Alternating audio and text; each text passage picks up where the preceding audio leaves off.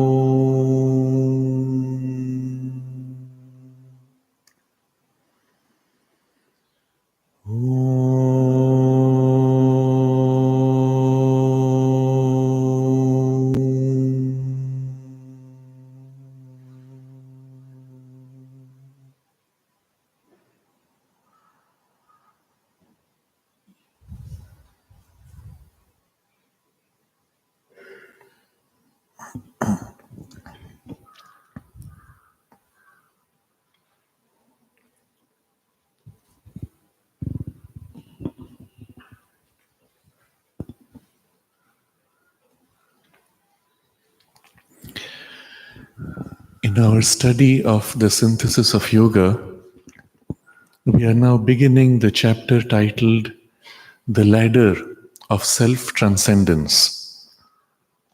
Over the last several chapters, Sri Aurobindo has developed a series of perspectives looking at reality from different poises, each time building to a greater and more complete experience in large steps. In the chapter, several chapters before, titled Oneness, he had, through a process of ascent, come to this recognition of the oneness which is underlying all things, the oneness in which the yoga aims to take us so that we can live in that oneness, in a consciousness that knows the highest and the most material and everything in between as one indivisible oneness. From there, he began a journey of integrating reality, but from a top-down perspective, taking up all the principles on which this reality is founded and viewing them now from the perspective of the oneness. The first, most important principle is the principle of duality of the two poises of consciousness, of soul and nature. And so the next chapter was the soul and nature, where he dwelt on how this duality is two complementing aspects of the same oneness. And the chapter after that is called The Soul and Its Liberation, where he describes how the rising soul has many relationships with nature, and 6 particular relationships that he takes from the Bhagavad Gita, in which the soul can be either completely subservient to nature or through a series of steps rediscover its freedom and then even ascend to a poise of mastery where nature is his own power, freely expressing the freedom of the soul. And that was the theme of this chapter. Then came the next chapter titled The Planes of Our Existence, in which he described how these different relationships of the soul with nature form various gradations of consciousness, or worlds, or planes of consciousness. Each world or each plane is a particular relationship of soul with its own nature. And through these, we discovered that there are 4 broad domains of reality: the physical, where soul is entirely bound in matter; the vital, where soul relates to nature as life force; mental, where it is more free but not truly free. And then above that, a supra mental domain, gradations where the soul is free and also able to freely exercise its energy in relation to nature. So there was a formulation of this big picture which forms the whole cosmos. And remember, all this has to be held in the overall backdrop of the sequence of the chapters. In the oneness now, where we saw all existence is one, we are now describing how this duality of soul and nature creates the appearance of many planes and worlds. And the play of relationship between soul and nature makes for their characteristics. And yet we have not forgotten the oneness, of which these are a special expression. And having seen the constituent worlds of cosmic existence and the planes of our being, and the relationship between our individual planes of being with the worlds of the cosmos, and all the different ways in which these two are related or prevented from relating, all that was the theme of that chapter. He comes now to the description of how exactly is the soul which is bound in matter able to release itself in evolution. And so that was the previous chapter that we read, the lower triple Purusha. Here, recognizing the big picture of oneness, planes or worlds within the cosmos, planes of consciousness within the evolving individual, we see how the soul emerges out of matter, but in the big picture. Out of a body, it wakes up to something higher, and then he draws on the Upanishadic description of 5 bodies, koshas, through which the ascent takes place. And there we saw the fivefold man, soul identifying with the physical body, soul identifying with the vital, soul identifying with the mental, and how we can, by a process of drawing back from identification with the body, rise to identification with the vital body, separate from the gross physical body, draw further out into identification in the mental body, separate from the vital body and physical body. When in fact earlier we were only bound in the physical body and from there experienced a little bit of the vital and mental as bound in the body. Now we are able to live in the freed vital, freed mental consciousness, and the nature of that experience and the powers which are now available to this liberated consciousness. But all of this, he said, it still belongs to the inferior grades of spiritual experience and is not even spiritual in a certain sense. What is necessary now is to go beyond this. To achieve real freedom and real mastery, we have to ascend to a yet higher level of the many platoed mountain of our being. So the 2 other bodies which still remain for that ascent. And now we begin the next chapter, which will discuss this. But here, he will shift the vision slightly. So far, in the underlying oneness, we saw relationships possible of soul and nature. These relationships creating worlds, each world as if acquiring or developing its own equivalent in the individual, in planes or bodies. But we were seeing still the emerging movement from below up. In this chapter, he will show us the key now. In all this emergence upward, we reach as if a barrier. We are unable to go beyond because there seems to be in the cosmos as if 2 halves. And so, rising from below, we hit the barrier of the lower half, and there has to be some way to meet the higher half. Not only in the cosmos there is this duality, but within us equally there seems to be this duality in consciousness.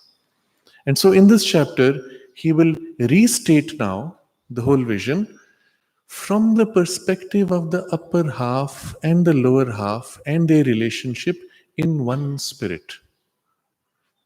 Now, there'll be many elements in this chapter which will draw on the previous 2 chapters. It may even seem in parts to be as if a repetition, because he will again speak of the soul identified with the body, soul identified with life, soul identified with mind, and then higher still. But now it will be in the vision of these two halves, because always it will be one spirit which is throughout in these two halves, and yet practically there is a difference. And what is the cause of that practical difference? And so this chapter is fascinating because it will give us the key by which we are able to rise free from the lower half, which seems to bind us, into the upper half, in which the full spiritual potential is held liberated. Ourselves in our entire spiritual infinities, which he will briefly describe in the beginning. Subsequent to this, in the ladder of self-transcendence, he will bring us to that poise where the consciousness is able to go beyond mind and open now to the upper half. But then, what is this upper half like?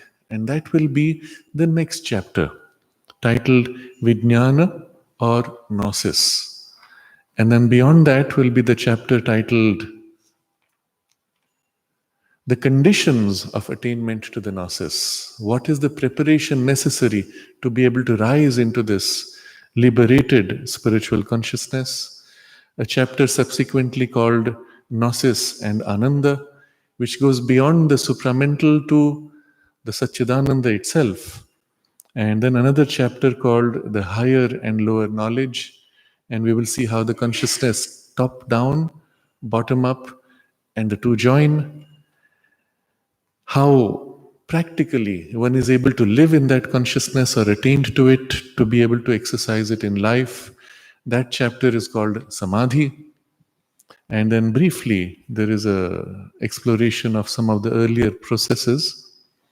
But in all this, you see the way he describes as he builds the sequence, and particularly in the chapter titled The Higher and Lower Knowledge, he will describe to you the practical means in which this whole knowledge and all this potential can be articulated and put into practice in daily life.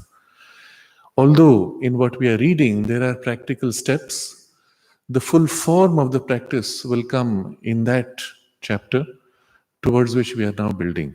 Now, all this is to give you the big picture of this, I will use the word revelation, because you will see, as he describes, it is not merely ideas. They are experiences, and experiences which are not just a subjective, but equally an objective and an embracing experience. And he lifts us as if to glimpse this experience. A part of us feels and experiences the reality of it and prepares for the rest of us now to rise and participate in the full experience. So each chapter is as if going one step higher, building, broadening our picture, broadening our experience, and at the same time revealing insights with their practical application. And at the end, he formulates the whole practice in a cohesive, comprehensive way. So we begin now the ladder of self-transcendence, where earlier the rising soul had a problem to go beyond the mind to something higher. And now we have to see what is the relationship between this higher and the lower. The transcendence of this lower triple being and this lower triple world, to which our ordinary consciousness, to which ordinarily our consciousness and its powers and results are limited, a transcendence described by the Vedic seers as an exceeding or breaking beyond the two firmaments of heaven and earth, opens out a hierarchy of infinitudes to which the normal existence of man, even in its highest and widest flights, is still a stranger. It's a long sentence. The structure is clear. This transcendence of the lower triple being and the lower triple world opens out to a hierarchy of infinitudes. That's the broad sentence. But in between are very important ideas. This lower triple being, to which our consciousness and its powers and results are limited. Something limits, something binds, something holds us within this lower triple, ordinarily. Of course, under certain extraordinary circumstances, we may have glimpses of what is beyond. But this transcendence of this lower triple is also described by the Vedic seers as an exceeding or breaking beyond the firmaments of heaven and earth. So remember, in most of the vocabulary of the religions, they describe earth and then the heaven. You may throw in a few more variations, but your heaven still is what your mind can conceive. The heavens still are conceptualizations of, well, people flying or playing harps or having wonderful food or enjoying a bliss or whatever we conceive of, and anything you conceive of still belongs to the heavens of the mind. The thing which is properly beyond in that upper half involves a breaking beyond even the heavens, breaking beyond, and the vocabulary is suggestive. It's as if something there which stops you is broken, and then you're free. Or another word he has used, exceeding. An exceeding of whatever this can do, whatever it can conceive, the best or highest it can conceive, and beyond that is that. And so opens out a hierarchy of infinitudes. When we think of infinity, we have a certain idea. When we actually enter the experience of whatever our idea was, we discover that's not it. There is still a greater infinity. And when we enter that experience, we find there is still a greater infinity. So in the Veda, the description is of rising to the peaks of the mountains. And on the peak of the mountain, of course, you open to infinity. But at that point, you see beyond greater peaks. And when you reach those, still greater peaks. And to the mind, somehow it is beyond conception. But something within us intuitively feels, yes, of course. The moment you say, this is the infinity, which is the end, you feel something is wrong. There must be unendingly as if infinities, isn't it? If that is the full possibility of the divine. So something still in us recognizes the truth, but mind falls short. Opens out when you break, when you exceed. It opens out a hierarchy of infinitudes to which the normal existence of man, even in its highest and widest flights, is still a stranger. And all that we have conceived in the greatest achievements of all the civilizations and their dreams and their ideals, and in a sense, even their best experiences in the human domain, they all fall short. And we will get a glimpse of what it is like when he describes some of it as we go along. Into that altitude, even to the lowest step of its hierarchy, it is difficult for him to rise. So if you look at all that, which is beyond breaking out, and the lowest of those is difficult to rise. There is a aphorism of Sri Aurobindo, which we have read before, but worth rereading in this context. And he writes in the aphorism, if mankind could but see, though in a glimpse of fleeting experience. So if briefly you had a glimpse, flash and it's gone. Even just that much of those domains. Okay, what are those domains like? What infinite enjoyments, what perfect forces, what luminous reaches of spontaneous knowledge, what wide calms of our being lie waiting for us in the tracts which our animal evolution has not yet conquered. If in a brief glimpse you saw that, they would leave all and never rest till they had gained these treasures. That's the nature of that extraordinary experience. So let's look at each of these infinite enjoyments. All the enjoyments you have today, they are, well, finite. At some point, you have eaten enough food, you get sick. At some time, you have had enough pleasure or enjoyment of any experience. You say, enough, I'm tired, I need to rest. But what if it could keep growing? What if each glimpse of that experience was an infinity? You take your most favorite delicious ice cream and you take a single spoon of it, and what you experience is an infinity of enjoyment. And each spoon after that becomes a greater infinity. And all the enjoyments of every experience. You take a flower and breathe its perfume, and you experience infinity in the perfume. And you take a second perfume, and there's a different, deeper layer of infinity waiting. You touch the softness of the flower, you taste the sweetness of a drop of honey, and infinities after infinities after infinities. Never repeating, always exceeding. That is the nature of the infinite enjoyments, which belong to that domain, just there in that upper half. And perfect forces. So the forces we have, we make a little bit of effort, and in the very nature of the effort, we tire. In the very nature of the effort we make, something comes which collides and resists and eventually stops. But the perfect force is not one which has to struggle, but which without struggle just flows and does.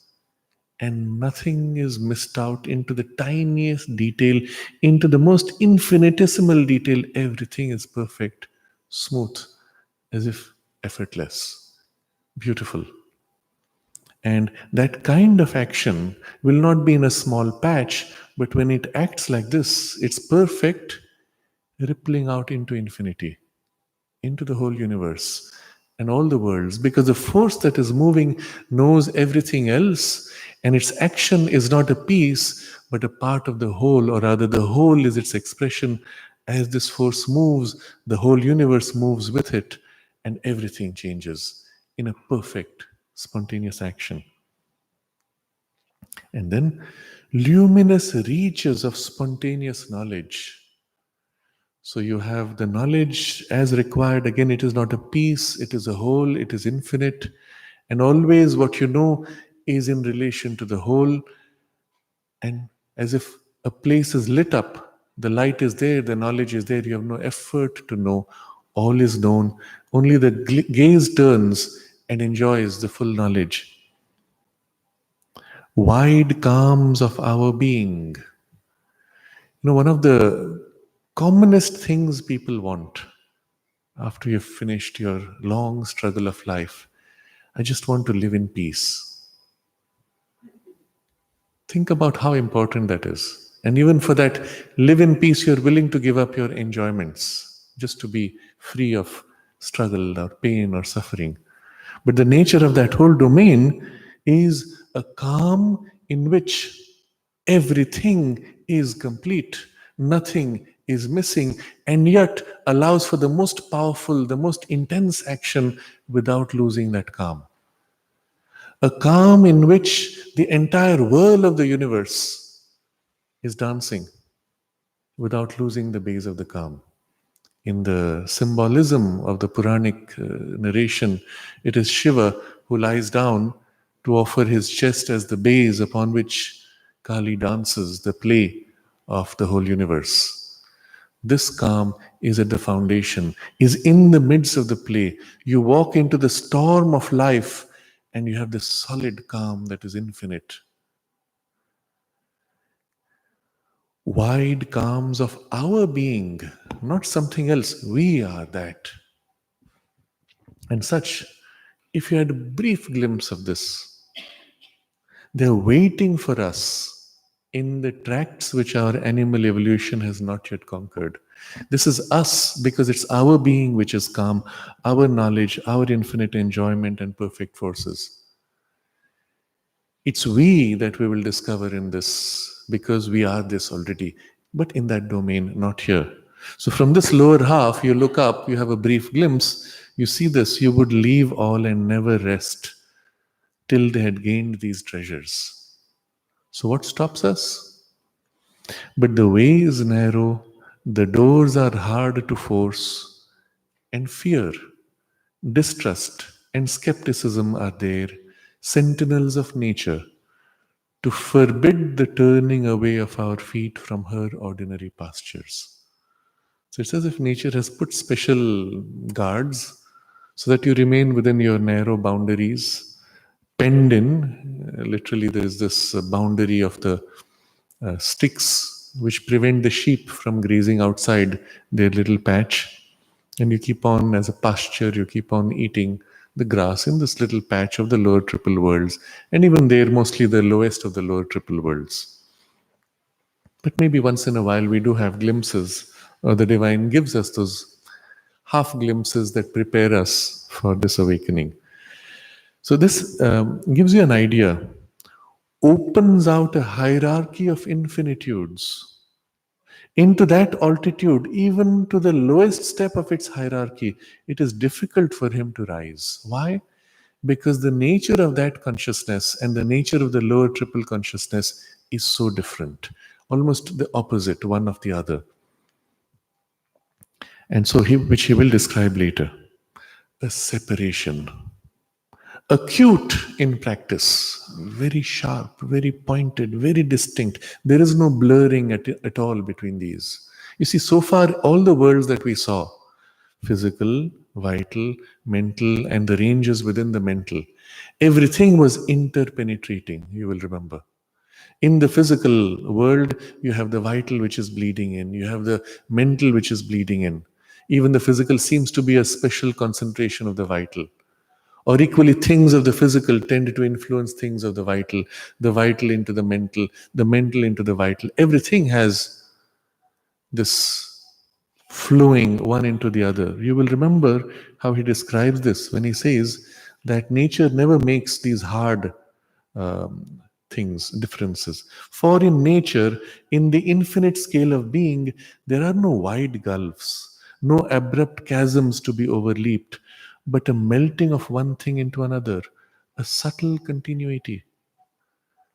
That was as long as it was nature below. But here, between the lower half and the upper half, what do you have?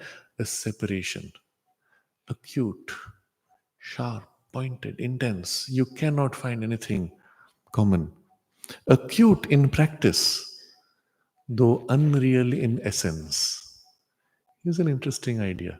In essence, there is no separation between the lower half and the upper half because all is spirit, one spirit. Remember the oneness behind which we have dwelt on in the earlier chapters. All is one divine, one spirit. And we saw relationships between soul and nature which make for these worlds. And yet, in practice, we find there's such a sharp difference between this lower and the upper because they seem to be almost pointing against each other in the very opposite of each other. This lower is divided, that is infinite, indivisible oneness. How do the two meet? What is the point of contact? Well, you don't find one in practice. But in essence, it is still the same. So, a separation, acute in practice, though unreal in essence, divides the total being of man, the microcosm, as it divides also the world being, the macrocosm. So, within us, there is as if this boundary. You hit this, you can't go beyond. You enter the beyond, and you as if lose what is below. And the same seems to be in the world being, which is the macrocosm. Now, you will remember this relationship of microcosm and macrocosm, Sri Aurobindo has been dwelling upon since the previous chapter, again and again.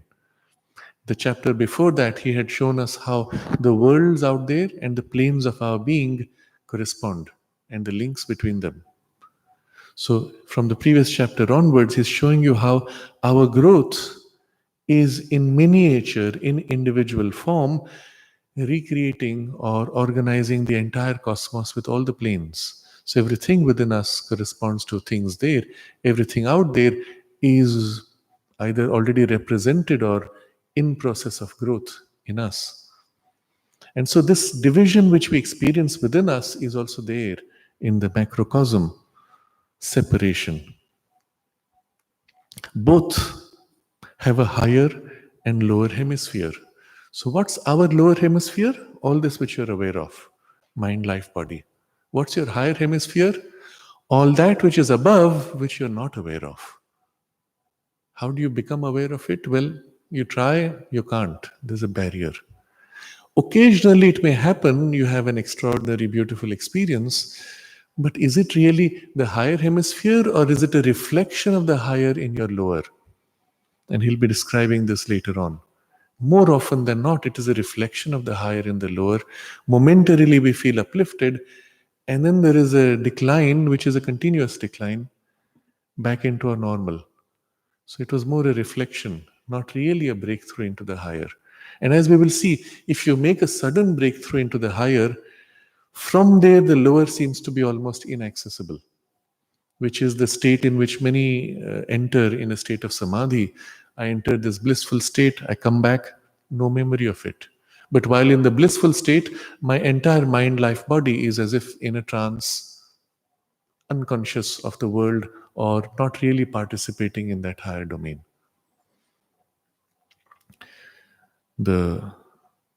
Remember reading this experience of somebody. He was an intense practitioner from the Vedantic tradition, but he was a disciple also of the Chan Buddhist teacher, Master Xing Yen. And he described how, in his article, he described how he was in a retreat for, I don't remember, 7 or 10 days. And towards the end, because he was already much experienced, he was reaching a poise where he began to experience the descent of a bliss. And he was immersed in that. And the master recognized him. He came to him and told him, no, that's not right. You have to go even beyond the bliss. Now, if you think about it, it seems silly. You would want to remain immersed in the bliss. But the point of the exercise was, and if you understand it in this way, the bliss he experienced was, so to say, a descent from the upper half or a reflection of from the upper half. And the goal for him was to get into that. So in the next concentration, this man goes further. He ignores the bliss and continues his focus. And then he says, I just know that I was there for 6 hours in that state. I came out. I know I was in some blissful state, but I had no memory of it when I came out. That's it. Now you see how trenchant, how acute in practice the separation is. Well, in the context of the integral yoga, that descending movement of the bliss would have been the link, the bridge by which gradually something would be formed and the separation thinned and even removed. But because it was under a Buddhist practice where the goal is the transcendence into the absolute without any limitation, well, that was the goal he was taken to. Still, having attained to that, in the context of the integral yoga, he would work to bridge these two.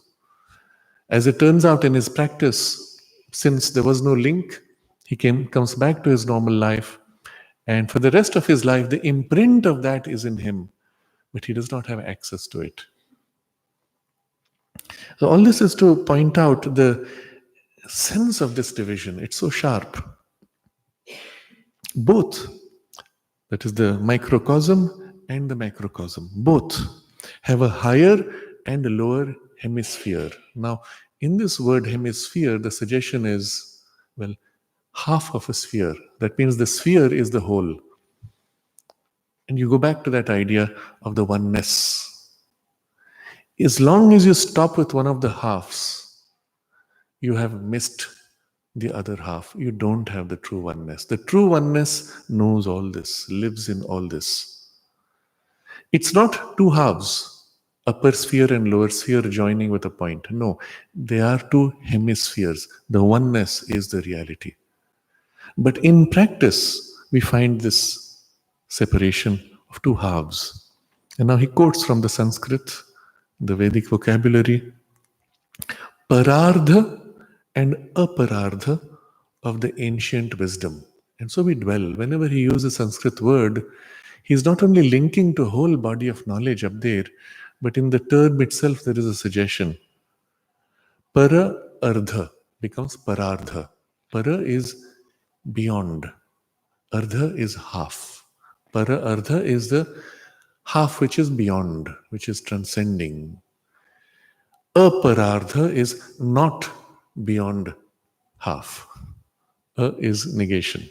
So the point is the upper half is it, and this is not it, so to say. This is the opposite half. That is the real one. This is the, well, less important, more like a reflection or a reduction of the upper.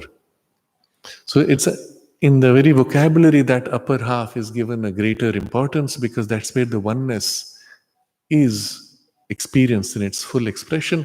In the lower half, the oneness is concealed. And so it seems almost as if the opposition or the negation of the upper half. But in the very use of the word half, you know it's half, so you must get the whole. The higher hemisphere is the perfect and the eternal sign of the Spirit. Eternal reign of the Spirit. The higher hemisphere is the perfect reign of the Spirit and the eternal reign of the Spirit. That is, Spirit rules there. Spirit is free. It is Lord. But two words he uses, perfect and eternal. In contrast to the lower hemisphere, where it is imperfect and temporary. So if you experience Spirit in the lower hemisphere, well, have you ever experienced Spirit in its full purity? It's always compromised, always limited. And we will see in what way. Also, it never lasts. You had the beautiful experience, it stayed, and then it passed. There, it never passes, it is and permanent. Equally, it is perfect, no flaw, no limitation of any kind. Spirit is in its fullness. Now, this is a very important point because we will see what happens from the upper to the lower, and that will give us the clue of how the ascent is to be made also. For there it manifests without cessation or diminution. It never ends, it never limits. These are the two problems of the lower half. It is always limiting, it is always ending. What does it manifest there? For there it manifests without cessation or diminution its infinities. Deploys the unconcealed glories of its illimitable existence, its illimitable knowledge, its illimitable consciousness and knowledge, its illimitable force and power, its illimitable beatitude. So this is the whole domain of Satchidananda, of which the various parts or aspects, rather, he lists. But he has used two words, manifests and deploys. And we have to see what that is pointing to. Manifest is becoming many.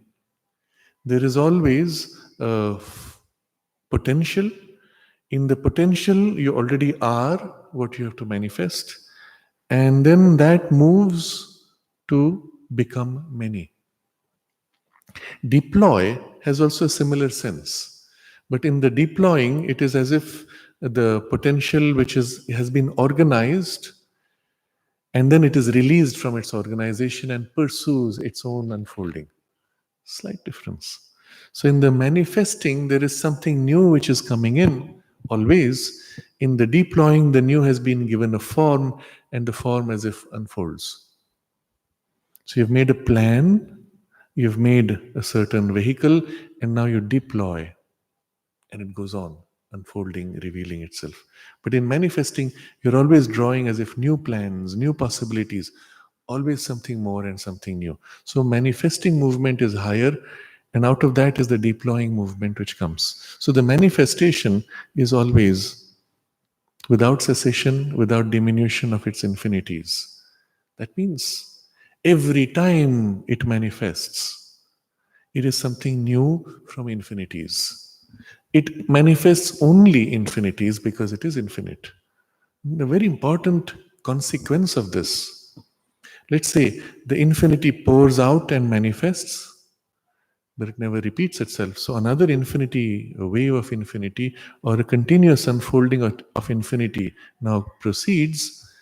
But remember, it never repeats itself. That means the infinity now following is greater, and the infinity now following is greater, and something which was not before is coming in, and something which was not before is coming in. The result, unendingly, is that in the manifestation, something new and greater and new and greater goes on and on and on. That's the sense of evolution you have. So, while in the lower half, the sense of evolution is well growing in form, and a higher possibility which was hidden is now revealing itself. Life reveals from matter, mind reveals from life, from mind, still higher possibilities. Up there also, there is an evolution. But we don't use the word evolution because the movement is not evolutionary, the movement is manifesting. And in the manifestation, never repeating, always new and always greater. Now, this is a very important thing to keep in mind because our concept of that upper half is like a monotone. I entered the state of bliss and I was lost in the bliss. Wonderful. But what is the bliss like? After a while, you get tired, you get bored. So from the bliss, you say, oh, I need some excitement now, I need some change. At least that's how we would conceive it to be. That's not how it is. The bliss in its very nature is always revealing newness and greater infinities, even while it is infinite. New possibilities always. And so both halves really have this always new, but in a completely different way. Where in the upper it is a free manifestation of the possibilities, infinitudes of spirit. In the lower, it is imitating that in divided form. So out of something inferior, something greater, and so on. And even each time it organizes new forms, let's say new flowers, new possibilities in the flowers. Maybe a day will come when the flowers will be somewhat mentalized and be able to respond to your call, to your request? Possible. And so that is still not, it has to happen in some way, isn't it? Already there is a first preparation for it in certain plants which respond to your physical touch. Flowers respond to your emotional embrace and even your mind suggestion. If you raise a plant with a lot of love and ask it to do something, it can even change how it grows. It can grow faster, it can grow slower, it can even grow without thorns. And you know about this. If you ask it, so it responds to the mind, but still it's a slow, gradual process. But maybe it can accelerate much more and it will be something new. So, in both halves, you have this evolutionary movement, but in a different way, by the principle proper to each half. So, the higher hemisphere is the perfect and eternal reign of the spirit. For there it manifests without cessation or diminution its infinities. And so the infinities, as they manifest, they never dim. They move into form, they express, they are full, free infinitudes, never ending the infinity, never diminishing. Below here in the lower half, the infinities reduce themselves to finites and with ending expiry dates. It has to end, the flower has to die, to be replaced by another flower, but still. But the second thing up there deploys the spirit, deploys the unconcealed glories of all the Satchidananda, aspects of Satchidananda. So the glories of the Satchidananda are unconcealed, nothing is held back. And those are released now to take forms and to unfold their play. Contrast this with the lower half, where what happens? Everything is concealed. All possibilities are bound and locked up first in this dead inconscience, which looks like what? Blank, empty, dark, nothing. And out of that blank, empty, dark, nothing, bit by bit, a little bit of a potential of matter emerges, and then into matter, a little potential of the life, and into that, a little bit of mind. Each time you'll see the quantity becomes less and less. Empty space is your largest. Into that, matter is much less. I don't know how much they say, less than thousandth of a percent is really matter. The rest is all empty space. Even you take an atom and 0.00001% of it is real particles, the rest is empty space. So it seems as if first in this inconscience, even matter emerging is like a tiny part. Into the whole humongous quantity of matter which you see in the universe, how much is living matter? Tiny part. Look at the Earth's surface. The living part of it, which you can say plant or living beings, tiny bit of matter. Into that living part you take, and how much in that has become conscious living? Okay, you've seen a few animals perhaps, or in the plant, tiny bit of conscious, but barely.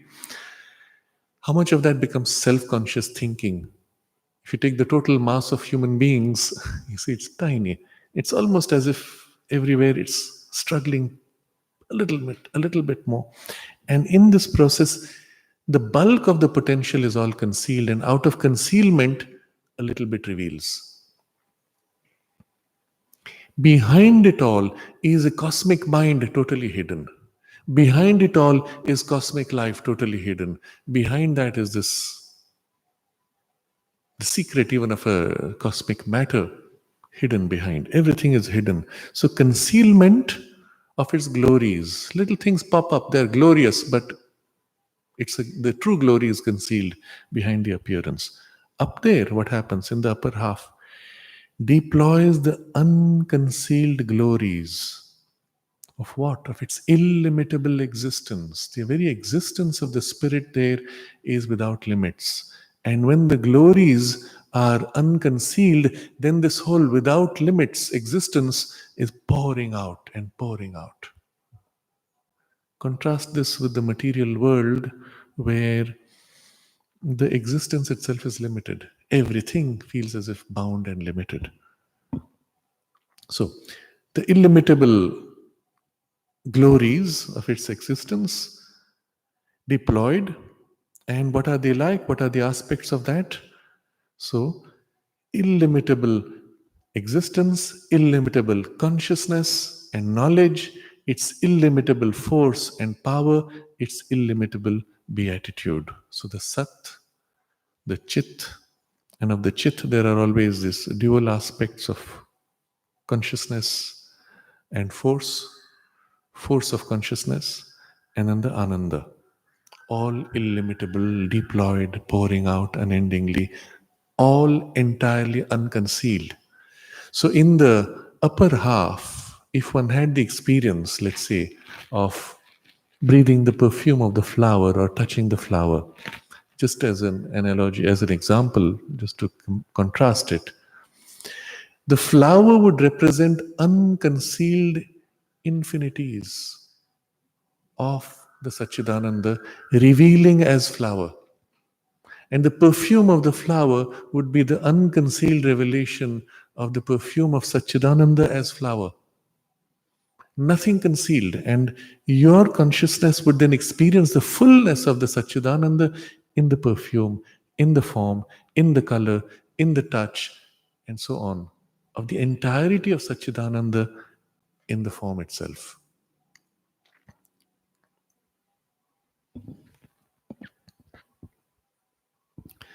Now he contrasts with the lower hemisphere. The lower hemisphere belongs equally to the spirit, because all is spirit, remember? But here, here it is veiled closely, thickly, by its inferior self expression of limiting mind, confined life, and dividing body. So here he gives you a summary of the lower hemisphere, just as he has summarized the upper hemisphere. It's still spirit, but you see the full reversal of everything from the upper. But here, spirit, is veiled first. Where is spirit? I don't see it. What do I see? Objects, forms, at best, forces, ideas, but that's about it. Where is spirit? I don't know. But it is there. And logically, through all the experiences, you can cut through and say, yes, there has to be that underlying spirit. Otherwise, this would not be possible. But it's concealed. And then the veiled, he uses two more descriptions to it: closely and thickly. Thickly, we understand. Thick veils, you have a light, let's say, and that comes, and you put a veil, you put a cloth on the window. If the cloth is somewhat thin, a little bit of the light comes through. You put a thicker cloth, almost nothing comes through. But what is closely veiled? It's not just thick, it is closely. First, he puts closely veiled and then thickly veiled. So, the closely veiled is the sense of many veils tightly put against each other. If you want to create a room in which no light comes in, it's very difficult. Of course, if you have a completely sealed wall, it's a problem. It's not difficult there, but it's a problem because you can't breathe air. But suppose you want to create a room where fresh air should be able to come in, but no light. Try it out. It's very difficult. Initially, it looks like easy. Okay, now I've covered it with enough curtains, but after a while, your eyes adapt and you can see. And then you need to cover more, and then cover more, and then your eyes adapt more and still cover more. But if you're totally successful, there's no airflow. How can you get air flowing but no light?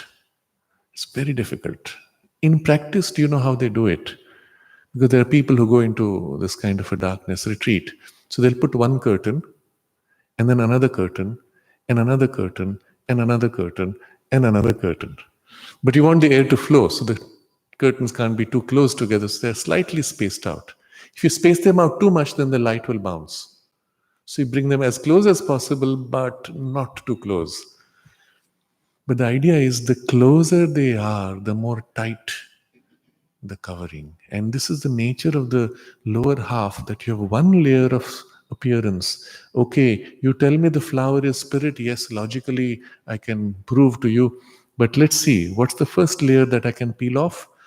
Oh, all this is actually made up of molecules. And into the domain of molecules is a whole domain of world, of phenomena. Light bounces, is modified, forces change, and all kinds of things happen. But what is this molecule made of? Okay, I go to the level of atoms. And again, it's a whole different world with different powers, different properties. And again, behind that is a subatomic domain, and another subatomic, and another, and another. You've thickly placed. Each is dense in itself and as if a world in itself. And between them, there's no gap. They are put together tightly. So this closely veiled and thickly veiled, nothing of the spirit is allowed to freely escape. So here it is veiled.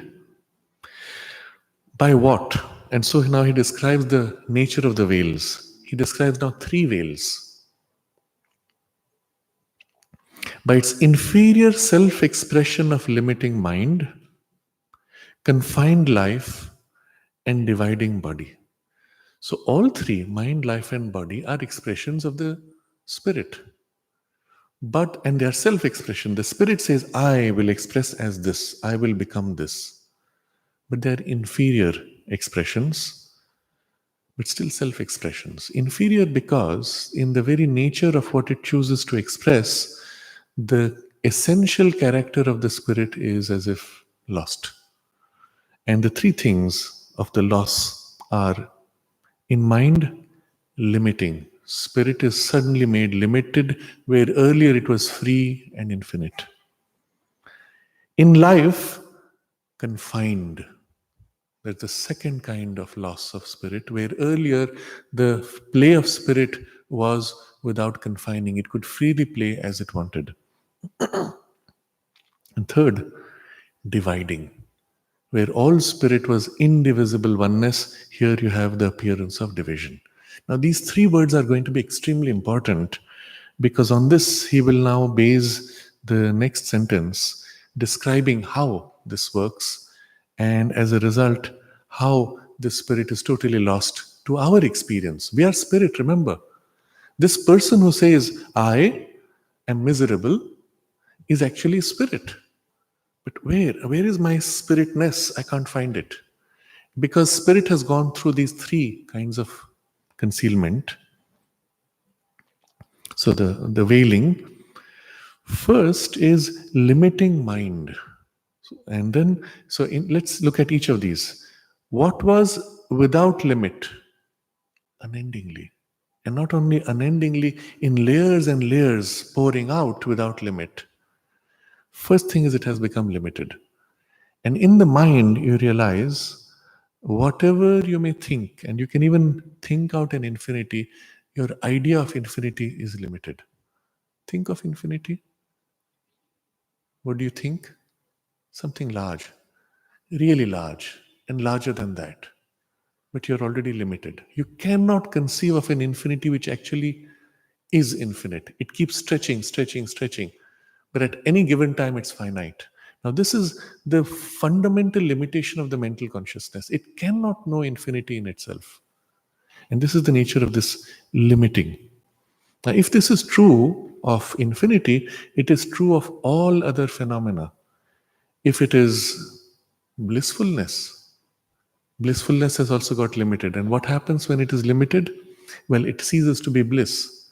If it is knowledge, you have limited it, it's no more truth. It has become mental knowledge, but not truth. Force, which is infinite, all encompassing. Remember, one single nudge here involves the whole universe participating. You have limited it, it doesn't work. There's always some part of the universe which is not participating. So it's not free, effortless, perfect force. So the first step of this limitation is how spirit has concealed its true character. The second step now builds on this, goes a step further to further confine. Now, what happens in confining, and this is the nature of life, where earlier the energy of spirit was not only infinite, unlimited, but would flow in the infinities. So a wave that comes is hitting the full infinity and can freely go across everything. The wave of the flower's delight explodes into the whole universe. No limitation. The joy and beauty of the flower is shared everywhere in the universe. But when you confine, you put a range within which this can play. So, first of all, the joy itself is put within a range. You go above that, you go below that, you don't experience anything. But also, the range of its influence is this: the beauty of the flower can be enjoyed only up to a certain distance. After that, you cannot see it. The perfume of the flower you cannot smell. The flower itself can only thrive in a limited context of air pressure, temperature, humidity, and so on. Take it out into space, it freezes. It's no more flower. Everything is now confined. So, limiting may still have a sense of freedom of movement. So, in your mind, you can imagine yourself in a different country, in a different planet. But when you confine, the mind is not allowed to go into a different country. So your life energies are confined. Where are your energies? Where are your emotions? Right here. Maybe they can extend a little bit into the space around you. I meet my friends and my happiness is contagious. They are also happy. But my happiness cannot extend to humanity. It's confined to a short space around. So life has this character. In life comes this character of confining. And last part, which hardens and fixes, is in body, which is dividing. So in confinement, you still have a bit of a blurring. You have a possibility to move around, to flow a little bit. But in dividing, you are stuck in this and not this. There's a separation, hard cutting. Now, these three are degrees by which spirit conceals itself. I am now body first, which has a little bit of life and a little bit of mind awareness. So when I say, where is spirit? I'm first hitting this dividing consciousness. Where is spirit? Well, this is divided, this is divided. Where is spirit inside these divided pieces? No, it cannot be found because spirit is not divisible. You want to see spirit, you have to look beyond the boundaries of division. What is it that is common in the flower, in the vase, in the table, in my finger, in my eyes, in my seeing, in my idea? That is spirit. I cannot do it. Why? Because my life energy is also confined. And so my ability to perceive, to feel, to connect is also bound in this. And because my mind behind has already got limited. And a spirit which is indivisibly one in all these is beyond that limitation. So at best, my mind can imagine something. So try to picture something which is common in all these, but now no form. Can you imagine something which is formless? Okay, I can imagine it like a bit of a gas. So a gas which has a feeling of happiness and joy and peace, bliss. But at that point, bliss is only a word. But I can picture maybe a kind of a gas which is glowing, which is everywhere, and that is spirit. Right?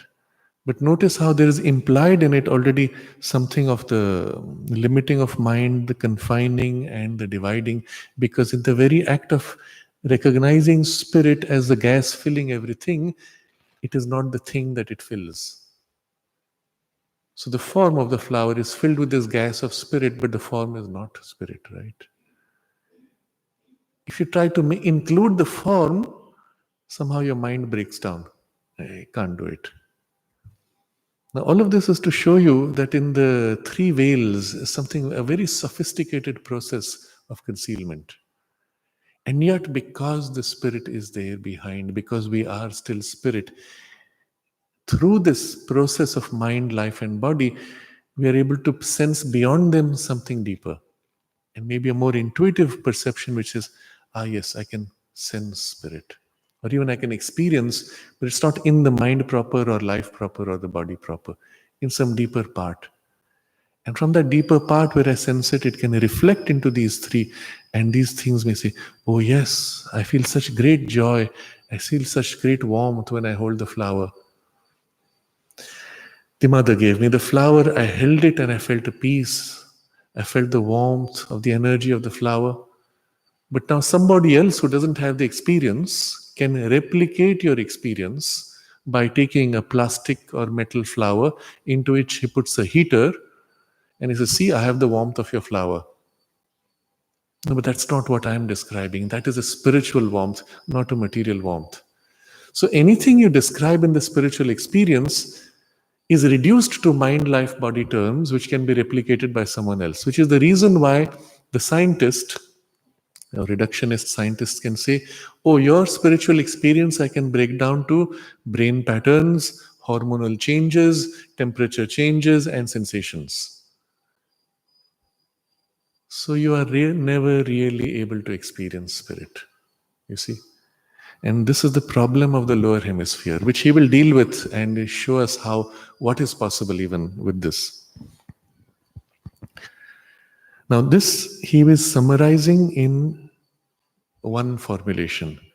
The self in the lower hemisphere is shrouded in name and form.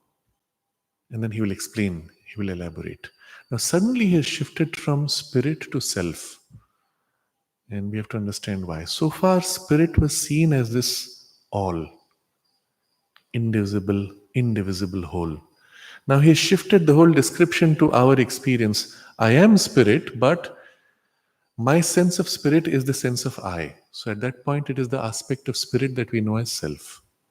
The three words he will use, and you'll find this again appearing later, maybe in the same paragraph or in this next paragraph, he'll say, but the spirit, self, or being determines the world it lives in and the experiences, etc.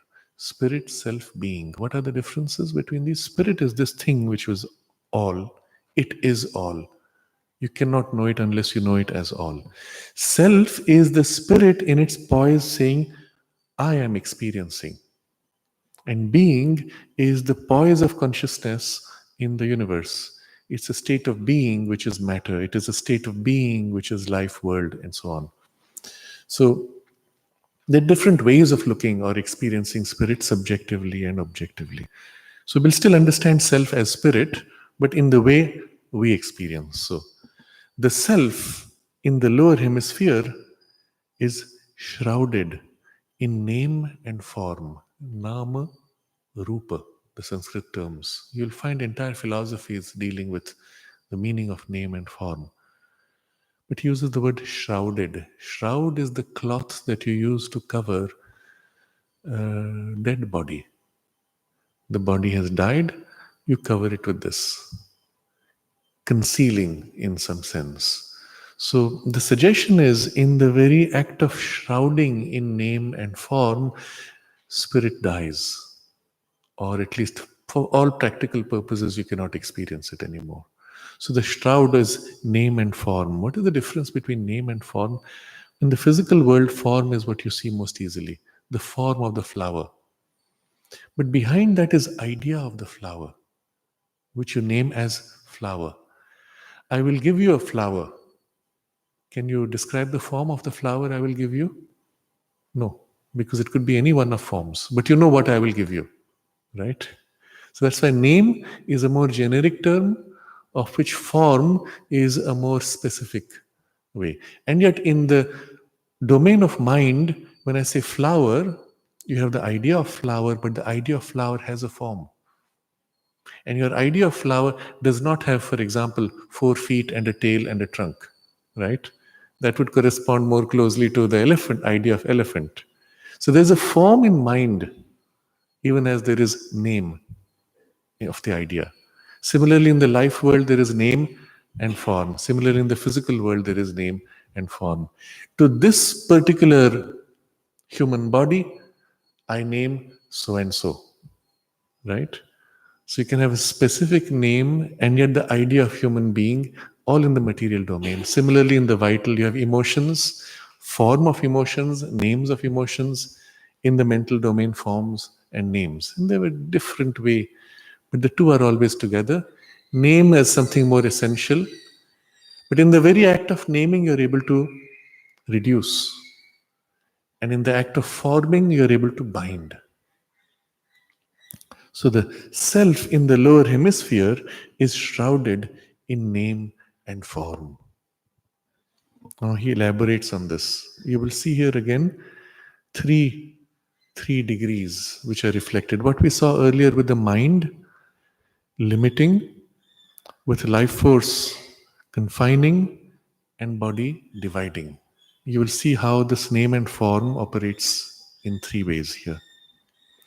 Its consciousness of the self, you remember that liberated consciousness which was in the higher hemisphere, its consciousness is broken up by the division between the internal and external, the individual and universal. I'll read the whole sentence, we'll come back to this. Its vision and sense are turned outward. Its force, limited by division of its consciousness, works in fetters. Its knowledge, will, power, delight, divided by this division, limited by this limitation, are open to the experience of their contrary or perverse forms, to ignorance, weakness, and suffering. Now, it's a very compact formulation with each word representing something extremely important. So let's look at each of these. He is going in sequence from consciousness to vision to force to knowledge, will, power, delight. And each of these he describes in what way they have been limited or confined. So, first, its consciousness is broken up by the division between the internal and external. You say, I'm aware.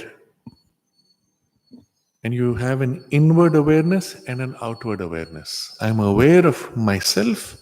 I'm aware of the not myself. I'm aware of the inside and of the outside. What makes for this boundary? Just think about it. Subjectively, where do you feel this boundary happening? It's very strange. It's not a fixed boundary. I look at my hand and I say, I have a hand. So my eye is an inside eye. My hand can be outside it. Or I can include my hand and say, I am hurt. I am bleeding. Or I can extend to include in various grades, in various degrees, but there's always this split between inside and outside of consciousness. So consciousness is broken up by the division between the internal and external. And so it's in its most essential, it is consciousness turning into itself.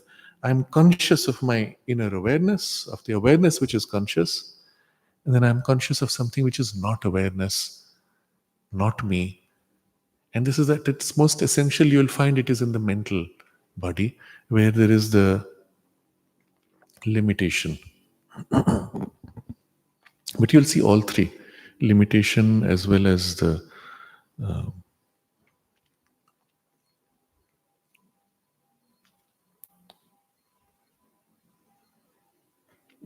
three, confining as well as dividing. So it all three are there in all these levels.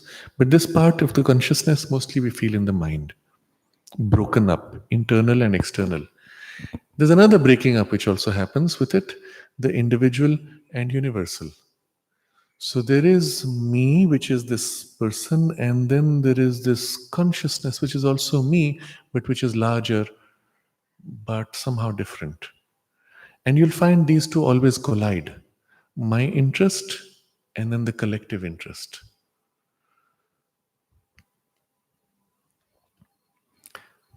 Its vision and sense are turned outward. That's a strange feature now. Once you've made this division of the inside and outside, where is your primary awareness turned to? You are not concerned with yourself first. You're more concerned with what is outside you. And think about why should it be so? Occasionally you come up with autistic children, and the thing which makes them distinct is they're more concerned with what's happening inside them, not concerned with what is outside. But what happens? Eventually, life hits you in the face. Eventually, life compels you by hunger or by some other need to reach outside you. So, between the being lost inside and being lost outside, it's much more useful to be lost outside. Because what is inside, you don't need to know. It's anyway pushing you to do things. So, practically, we end up being more lost outside and occasionally only turning inside. When does that happen? Generally, when life throws at you a sharp shock. And so that's life giving you a whack, and you're stunned and you turn in. Or you have some strong pain which is caused by a circumstance. Why is it paining in my heart? Whereas earlier the pain was more superficial, but inside me I am as if being torn. I feel I'm breaking up, and at that point you turn inside. But you still feel as if the inside situation is a reflection of the outside. Because you have betrayed me, I feel my heart torn. So the cause is outside. The world is still primarily outside. So its vision and sense are turned outward. So your future is all decided by what will happen outside. Not what you will be, but what you will do. And so the whole focus is like this. Next, he takes up force of consciousness. In action. What does your consciousness do when it wants to act?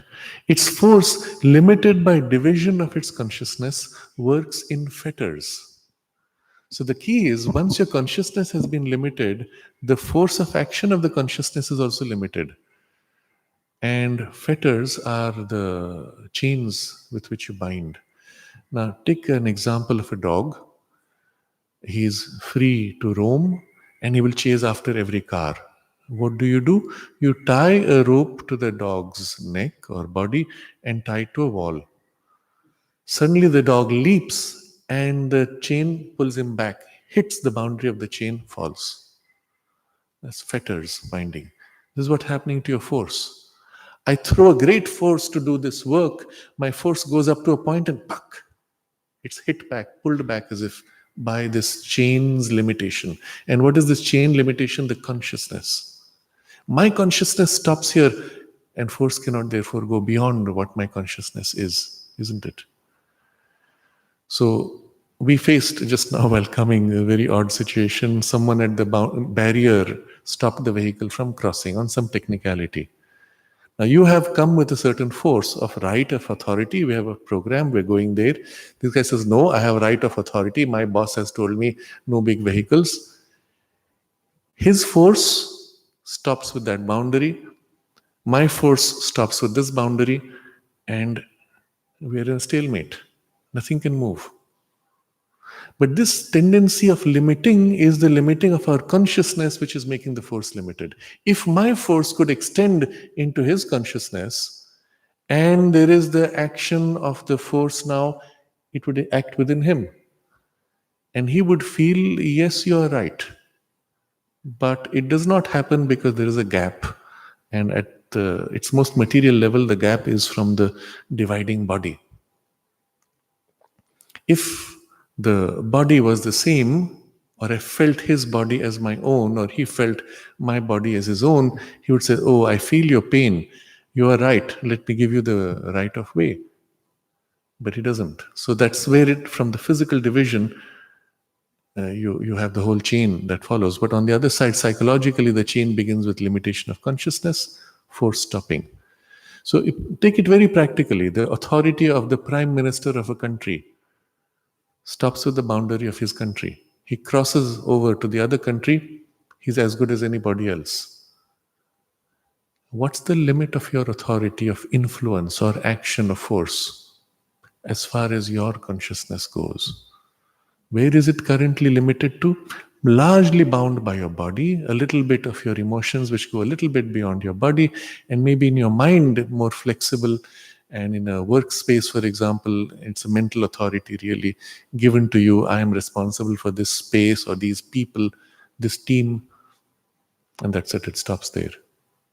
Even within that, my responsibility is limited. I can only tell the team of what they can do for this work. I cannot tell them how they should dress, for example.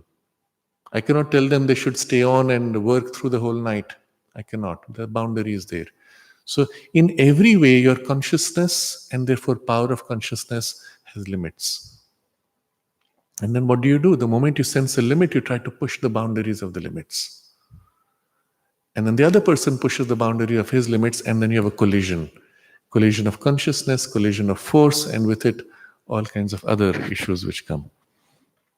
So its force limited by division of its consciousness works in fetters. The action goes and abruptly stops. Because there's as if the thread of consciousness, that is your fetters or the chain. Next, he describes knowledge, will, power, delight. And he brings them all together. Divided by this division, limited by this limitation. Divided by division, limited by limitation. But this very specific limitation, which has been described before, that the consciousness is broken up by division between external and internal, and the force limited by the division of consciousness. This is now finally acting upon everything else, your knowledge first. If your consciousness goes only so far and then is limited even in its force of action, what will knowledge be able to gain or know? What will your willpower exercise within that boundary? What will be the power of your action or the delight? Also confined, divided by this division, limited by this limitation. What happens now? The consequence of all this is there is something other which has a different knowledge, different will, different power, different delight, against which or in relation to which yours may appear to be opposite. So now suddenly your knowledge, even though you're convinced it is right, can face a totally different knowledge which says you are wrong. Oops, what happened there? I was so convinced, I am so sure. Or will. My will is able to go so far, but the other will, and maybe it's more powerful, is able to completely batter or shatter my will. and there is a contrary will that is possible, or my power similarly fails in the face of a greater power, the boss says yes, and even though I want to say no, I'm overwhelmed. Delight now faces opposite delight, against which this delight becomes contrary delight. And what is delight versus contrary delight? In that all the rest follows, which he describes here, are open to the experience of their contrary or perverse forms, to ignorance, weakness, suffering. Automatically, these emerge once you have had this limited by limitation and divided by division. So now you see the whole chain of what was the same spirit in the upper hemisphere, in the lower hemisphere having put on these three, the shroud of these three layers or three shrouds of first limiting mind, confining life, dividing body. You get this much, and the whole chain follows into ignorance, weakness, suffering. And there are two words he uses. They are either contrary forms or perverse forms, which is also now possible. And what's the difference? I say I am right, the other person says I am right, and both are drawing on a certain authority. But perverse is when a person can pretend an authority and still demand his right. And so there's a twisting of a truth. Those were fragmented truths, but here you can also twist truth. And what happens next is you, in an effort to assert your truth, stretch it beyond its natural limits, and in the process, you warp it. I am right, you are wrong. So you can see how it very quickly builds up. Every distortion leads to a greater and greater perversion eventually, in the very act of trying to assert what is deeply true. And you cannot do otherwise. How will you recover your truth when there is always something else which is not your truth? And all this practically began with the consciousness broken up by division between internal and external, vision and sense turned only outward, force limited by the separation of consciousness. That's it. So, what is the correction you would make? Can you release this internal and external division? In that case, force will be able to flow freely also. There will not be an other versus me. But in that case, you will find your consciousness flattening out into one flat universal, no individuality. At least here in the lower domain. Why? Because your consciousness has been already limited. So, although you may remove the boundaries, you will still be in a larger limitation. You will still be in a larger confinement or a larger division. So I may expand myself and say, now I am one with all humanity and all earth. But tomorrow someone from Mars comes and we have the same division, the same problem. The only way this is possible is if you recover the totality of that infinity, which you cannot do in the very nature of the form of mind, life, and matter. So here comes the big problem. How can this be? And that's why he says, a separation acute in practice, though unreal in essence. But we are not talking of essence, we are talking of the practical reality of life. The upper half and the lower half are literally separated, cannot meet, or so it feels. We can indeed become aware of the true self or spirit in ourselves. So this would be the second process, by turning our sense and vision inward. Remember, with the division came this exaggerated outward turn. We'll correct that, turn in. But you will not know self outside, you will know self only inside. And maybe it's not yet complete, but still you have something. So we can indeed become aware of the true self or spirit in ourselves by turning our sense and vision inward. We can discover too the same self or spirit in the external world and its phenomena by plunging them there also inward through the veil of names and forms. But these are the veils you have to cut through. To that which dwells in these, or else stands behind them. So, two ways in which you can feel. You cut through the name and form. What is this flower thing? What is it made of? And go through a process of as if removing those distinguishing layers. And eventually you will feel or perceive, ah, yes, there is spirit. Or you will feel as if behind all the flowers there is this spirit. Two ways. One will be a very personal, intimate, this flower is an expression of spirit, and that's more like the psychic presence within, or a more universal self behind all flowers, all things, all names, all forms. Or even behind the flower, supporting this individual flower. The two ways in which one feels.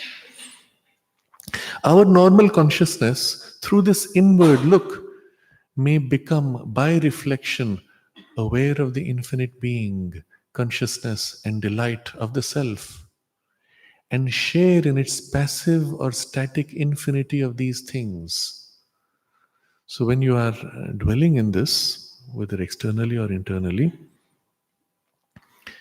become aware of the self and share in its passive or static infinity of these things. What is your experience of the self?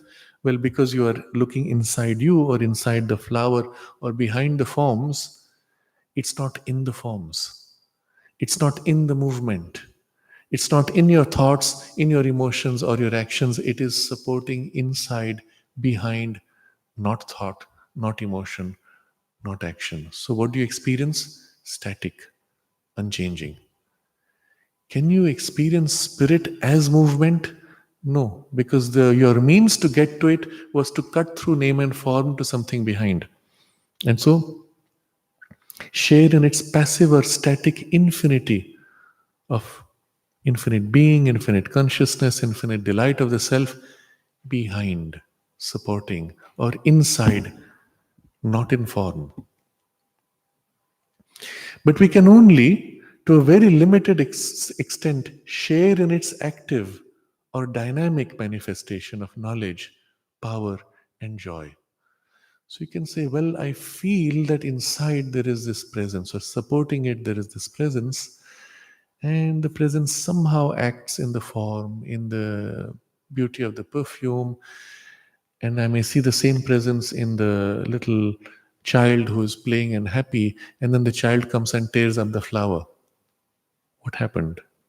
I'm not seeing that presence working in both, ending up with the tearing, or the child hurts himself in the thorn and bleeds and cries.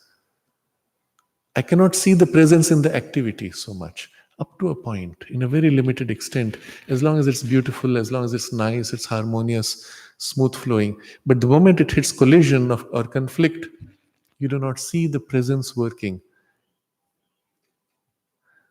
So the vocabulary he has used, we can only to a very limited extent share in its active or dynamic manifestation. So is as it expresses itself, that which is inside or behind, as it expresses itself, manifestation of knowledge, power, and joy. So I see the beauty of the knowledge by which the flower is made so perfect, but I do not see how that perfection can end up with the flower fading and becoming something that smells, or even that becomes poisonous. I can see it, feel its power. It can do so much, but I cannot see why that power has to fail.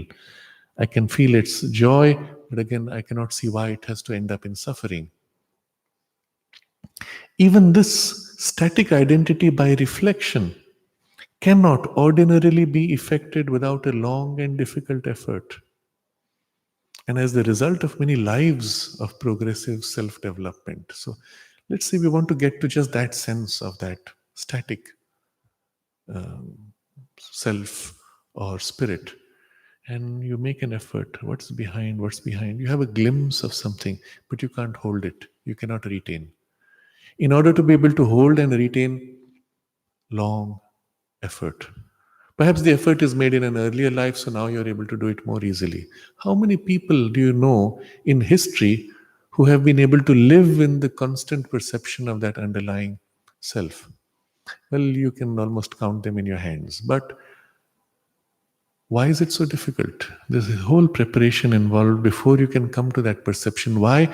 Because the three layers, the three veils are so rigid.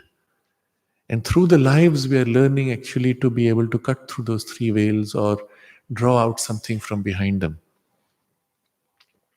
Still, with all that, the identity is by reflection and only of the static part. That means what you're perceiving is a reflection of the upper half's full play of freedom, as if in the lower half as a backdrop, but reflecting only, not the full free play.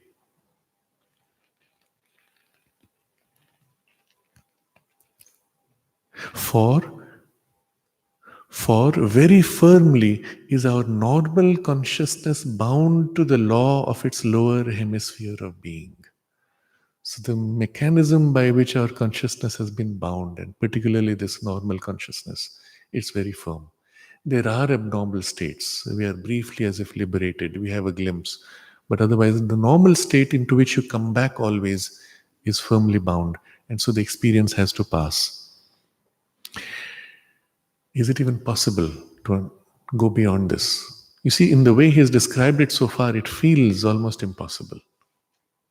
In the very design, and yet it doesn't make sense. Logically, it should not be so, because it's the same spirit, and the same spirit taking two halves as if. But being one spirit, everything of the upper half should be possible in the lower half. Or every experience of the lower half also should be possible in its own way in the upper half. So something we are missing. We do feel that. So he concludes this paragraph by saying, to understand the possibility of transcending it all, we must restate in a practical formula the relations of the worlds which constitute the two hemispheres. So we are not going to yet see the practice of how we are going to transcend. But of course, when you understand, a practice forms immediately. But his first focus will be to understand. Why is this lower half made like this? What is the mechanism by which the spirit conceals itself, which we have seen, but in practical terms? What's really happening? How does this limitation take place? In what way are we fixed in this limitation? So the whole thing has to be formulated, restated in a practical formula, the relation of these two halves. Because the Satchidananda is here. Your consciousness is a part of the consciousness of Satchidananda. Your force is a part of the force of Satchidananda. We are seeing how it's limited, but practically, what happens that makes this concealment? And once you get it practically, you have a practical means also to be able to experience that full freedom of Satchidananda. So this is the direction of how the study will go. And so he takes in the next paragraph the restatement in a practical formula. And the formula will begin first with something very general and then go into specifics. And in the general statement, there has to be something which holds it all together. So he starts, all is determined by the Spirit. For all, from the subtlest existence to grossest matter, is manifestation of the Spirit. So this is the most general practical formula we are going to start with, and then we will unfold for specifics. And this is the thought on which we have to fix our mind more and more. That all from the subtlest existence to grossest matter is manifestation of the Spirit, the same one divine consciousness. And therefore, all is determined by the same one divine consciousness. And because it is the same one divine consciousness in everything, it knows everything while being within all the apparent differences. It knows them all intimately as itself. It determines all things in perfect harmony with everything else, because it is everything else. And it is in perfect harmony with itself, right? So these are all implications of this very simple statement. All, from subtlest existence to grossest matter, is manifestation of the Spirit. And so it's a theme of meditation. You can do it first as an idea, and then it grows into a kind of a perception, and bit by bit it takes on a depth of its own. You will remember Sri Aurobindo putting this into practice in his, as he describes it in his Tales of Prison Life. As he was walking in the jail from one end to the other, he would look upon everything around him, repeating the mantra, Sarvam Khalu Idam Brahman. All this verily is the divine, the all. And as he dwelt on it, he would imprint in his mind the perception of that presence in all things. And as you begin to do this very quickly, and sometimes it can happen within minutes, you begin to sense as if behind the appearances there is this underlying one spirit, one presence. And then you can dwell consciously more and more on certain aspects of it. Its underlying reality, it is real, it is true, it is conscious, it is force and power of consciousness, it is bliss. And you can dwell on these and you see it. And it has this character which is the static behind all things. And maybe after a while, within all things, you can get glimpses of it. And the same meditation, then you can turn into yourself and perhaps even glimpse it, not as you, but within you, somehow present and supporting. Simple exercise, but very liberating. Now he continues the text though. But the spirit, self, or being determines the world it lives in and the experiences of its consciousness, force, and the delight in that world by some poise among many possible of the relations of Purusha and Prakriti, soul and nature. Some basic poise in one or other of its own cosmic principles. And then he gives an example just so that we get a sense of it. Poised in the principle of matter, it becomes the physical self of a physical universe in the reign of physical nature. Spirit is then absorbed in its experience of matter. It is dominated by the ignorance and inertia of the tamasic power to propel, tamasic power proper to physical existence. In the individual, it becomes a materialized soul, Annamaya Purusha, whose life and mind have developed out of the ignorance and inertia of the material principle and are subject to their fundamental limitations. And so he goes on building.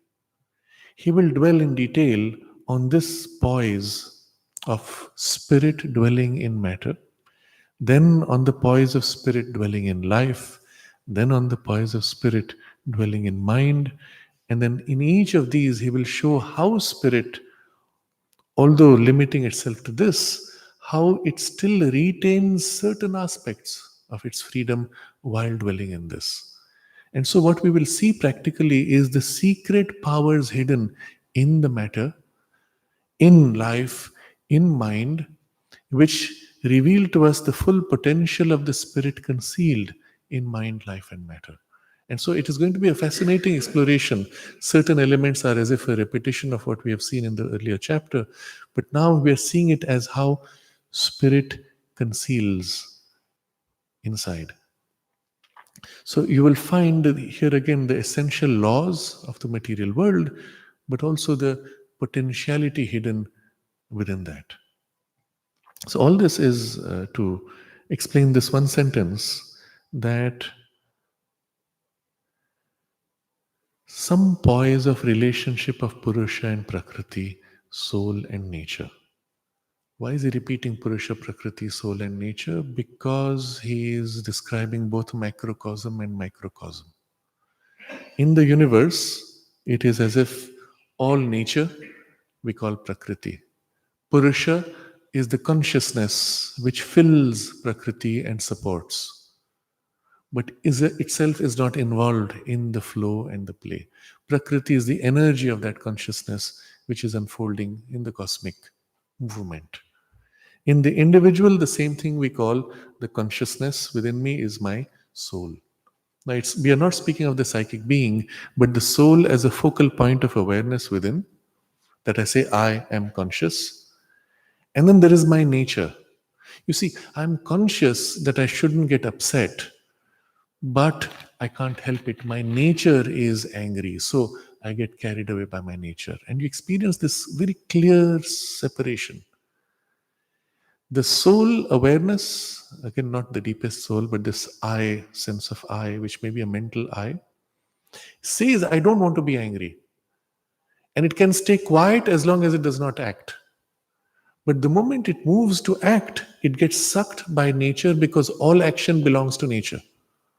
So as long as I say, I don't care, I say, I don't care, I don't mind, it's not me, I'm quiet, I'm free, I'm this very nice person, I never get angry. But now try to exercise your freedom in action, and the moment you move to action, it starts following all the patterns of your nature. You want to get free of that? Well, stop the action, come back to your quiet, and there you're free. I don't get upset anymore. This division is so clear, you will find nothing in common between them. So you can live in this quietistic state where you seem to glimpse something of the uh, true nature of spirit, but it's not really the full free spirit. It is spirit feeling itself body. I am body, absorbed in the experience of matter, dominated by the ignorance and inertia of the tamasic power proper to physical existence. So, the nature of matter is this dulling experience. So, I am this awareness in the body, except when my body gets sleepy, I get sucked into unconsciousness. When I wake up, it's not my choice. When the body decides, I get woken up. There's a very interesting exercise, an experiment which was done very recently. It's one of those breakthroughs in science, and brain science, and psychology. So they were observing, it was done in apes, but in principle, you can do it in human beings. So you put the animal under sedation or the human being under sedation. Now, what happens? According to the best of our knowledge, as long as the sedative is in the blood, the person will not wake up. If the sedative is strong enough, you can thrash the person, he'll still not wake up. But then what they did, they triggered the different parts of the brain to see how it responds. And at one point, a particular center, a very tiny, very specific center was triggered electrically. Instantly, the person woke up. They stopped triggering, instantly, he went back to sleep. And they said, oh, now we have found the seat of consciousness. But is it really so? That consciousness is the product of your brain prodded waking up or going back to sleep. It's a product of the process and the inertia of matter finally. It's not true free consciousness. So when you say, I am waking up, I am choosing, that's an illusion which you have within the overall domain of this material nature, of which your consciousness is as if a part, or so it feels. Still, it has some freedom of the relationship of Purusha Prakriti, but the domination of Prakriti is so strong. So, this he describes poised in the principle of matter, it becomes the physical self of a physical universe in the reign of a physical nature. This is in the large scope. The spirit, which was across the two halves, has focused itself in the material, and so there's a physical nature which is everywhere in the universe the same, and the spirit has poised itself there. Spirit is then absorbed in its experience of matter, and it is dominated by the ignorance and inertia. In the individual, this takes a very specific form. It becomes a materialized soul, Annamaya Purusha, whose life and mind have developed out of the ignorance and inertia of the material principle and are subject to their fundamental limitations. Since I have grown out of this matter, whatever matter does, I am bound to that. I cannot, for example, be in two places at the same time. I cannot, for example, expand my awareness beyond my physical body. I cannot, for example, fly even though I want to, because the body cannot fly. That's the nature of matter and its gravitation. And yet, if you are in the mental body, none of these things apply, isn't it? So it's the nature of the physical body which gives your consciousness, which feels free, a very dulled and limited freedom. And yet it is a soul, it is a Purusha poise that the spirit has taken in an individualized form, reflecting the poise it has taken in its universal material world form. So the sentence was, the spirit, self, or being determines the world it lives in and the experiences of its consciousness, force, and delight in that world by some poise of relationship of Purusha and Prakriti, soul and nature. So, depending on this relationship it sets up, I will be this kind of consciousness with a relationship with, in this way of energy. You have different worlds, different poises. And in each, it is setting up the relationship of consciousness and force and delight in that relationship. So, between Purusha and Prakriti, consciousness, force, and delight, these are the three ways in which the relationship is defined. With this, and changing these three ways, you have the differences of the different worlds. Why is this important? Because once you get the key of how these things can be changed, you can literally shift between these relations of Purusha and Prakriti, shift across different worlds while still remaining conscious. Not only in your awareness you can rise, but also by changing the relationship, you can also change the play of Prakriti and free her, and so ascend to the full experience of the spirit in its play of action in Prakriti. So, all the secret of the liberation, both of your consciousness and of the nature and the divine nature, is found in this scheme of how spirit has bound itself into these worlds. Now, in doing so, will it not lose the poise of matter? If somehow it changes the relationship, matter will cease to be matter. And yet, spirit wants to enjoy the nature of matter and particularly the character of form and rigidity that matter offers. Is it possible for spirit to be free and even for nature to be free without losing this character? Is that potential even available inside the physical world? And so we will see glimpses of all this. What is this spiritualization that can take place while being in matter? So, all that will be part of the discussion. So, you'll see elements which come from the previous chapter, but now taking it into a very different perspective. It's going to be a very fascinating journey, which we will take up on Friday next. And we can pause here and take any comments or questions.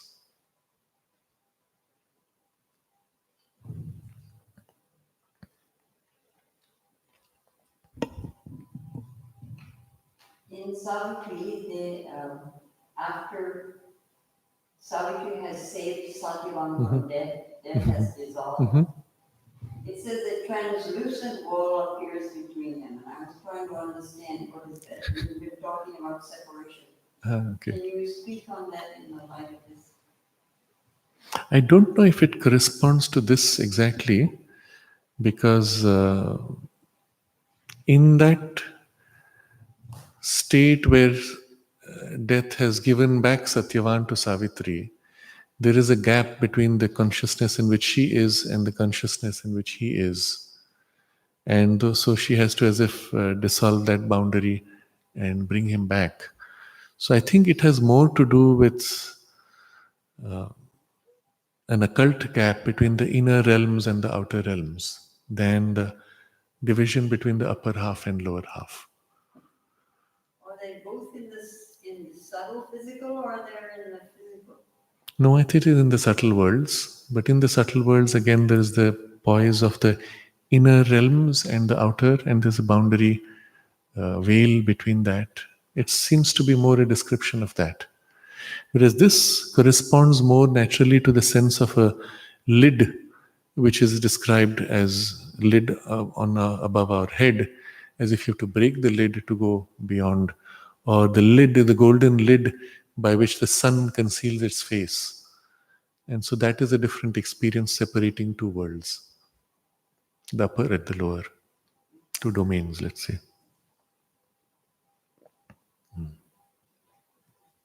Yes.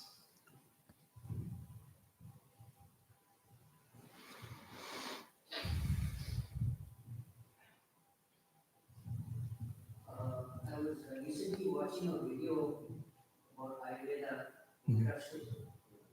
I was recently watching a video about Ayurveda by Dr. Vasant Lad called Introduction to Ayurveda.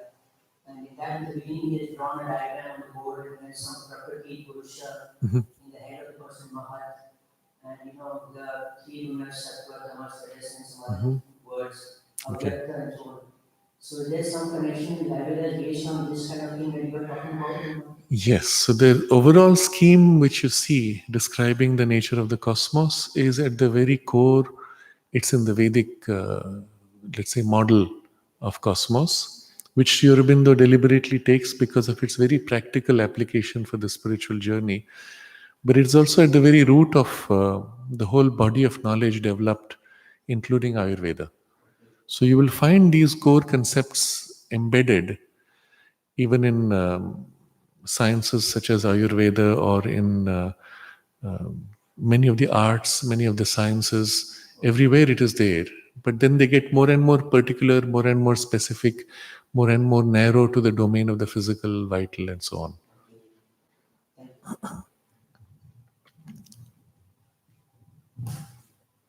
Also, one of the caveats one has to keep in mind here, the way he describes in this full picture physical, vital, mental, entire domains of our worlds, and then their individualization in us.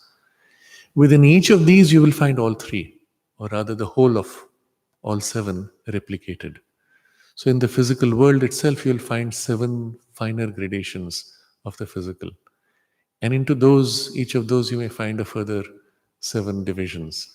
And yes, so seven below physical, vital, and the mental, and above the Sat, Chit, and Ananda, and in between the principle of the supermind, or the Mahas, in the Veda at least. And so you have the upper half, lower half of cosmos. But in a sense, since all is one spirit, wherever spirit acts, you will find all seven principles. So even in the material world, you'll find seven. Within each of those seven, and you can experience them as gradations, within each of those, you'll find seven gradations. And so this reflects in Ayurveda at a very material level that in your body, physical body, there are seven gradations of tissue. And you'll find the text describing that. The bone, for example, represents the most material principle, but in the physical world, in the physical body. Whereas the muscles represent the kinetic principle of life movement, but in the most material part of our physical body. The nerves represent the mental principle, again in the most material part of our physical body. The other four are also represented, but they are so subtle that they are more seen as operations within the nerves, let's say, or within a certain gradation of substance, which in Ayurveda, if you really want to go into a very material level, you'll say blood would be the next, because it is the carrier of everything, holding life force everywhere, would be equivalent to the fourth principle, but operating in the most material part of our physical body. And similarly, the other three, they even describe the gradations of matter. The finest gradation is the seminal substance, which is the most refined, almost spiritual in character, because so non-material and becomes almost like a bridge. As long as that substance fills your physical body and it dynamizes it with energy, but also opens it to a more direct experience of higher realms. But it is still talking of the most material part of the physical body. Shift to the vital part of the physical body. You see, that's a subgradation. Into that, you'll find seven operations within the vitality of the body. And then the mental part of the physical body, again, seven gradations of working. Separate from this will be the vital body itself, which will have its own material part and more vital part and mental part. And then separate from that is the mental body, within which again these distinctions. So now, the principle being the same, you will find the operations similar but with distinct results, distinct forms. In the mental body, for example, you will find 7 gradations representing 7 grades of mental states of consciousness. Mind turned to the physical becomes what we call physical mind. It's plugged into the body. That's where we live most of the time. A part of the mind which is aware of life force becomes a more emotional experience. And then the part of the mind which is thought in itself, for itself, becomes a objective, independent, reasoning intellect. But it's still a reasoning intellect. The power of intellect in itself, as the power to organize, would represent the 4th principle of supermind, but organized in mind's working, and so on. So it's fascinating how, on certain very common principles, the entirety of phenomena of the universe, of the cosmos, as well as the individual human being, can be so simply mapped out. And that's why this text is so important. It goes down to first principles. Why at all this division happens? Why at all this possibility of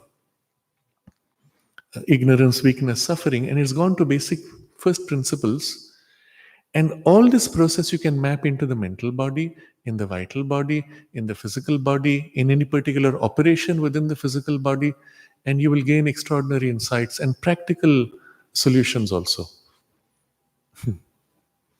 But it's not taught in this way. They very quickly reduce it to formulas. This is how it is, you do it this way and that, and it stops there. But once you begin to see like this, you have the principles on which you can rebuild the entire knowledge of Ayurveda or of psychology or of physics or of everything.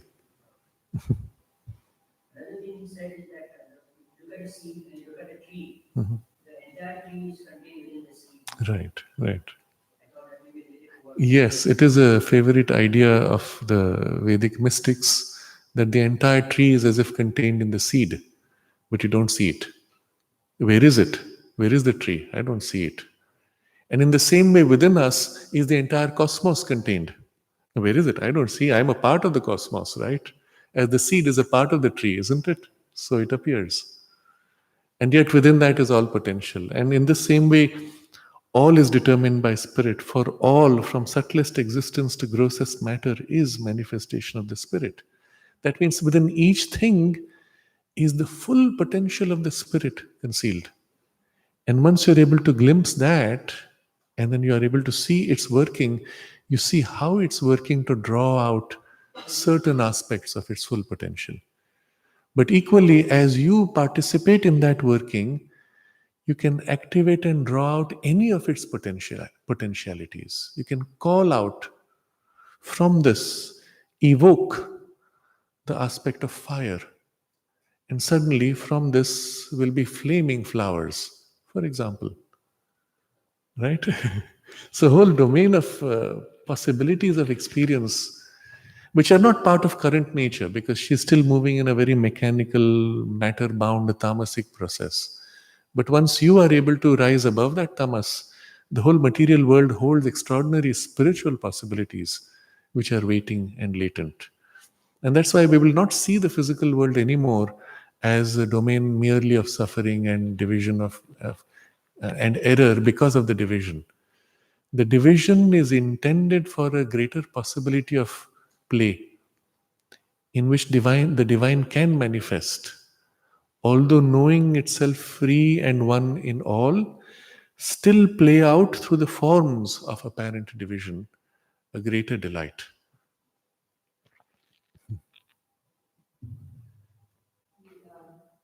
Higher hemisphere, when you go there, you can access this by the mind, because the mind has been in these stages there. But then this is by my willpower, and I bring my memory back.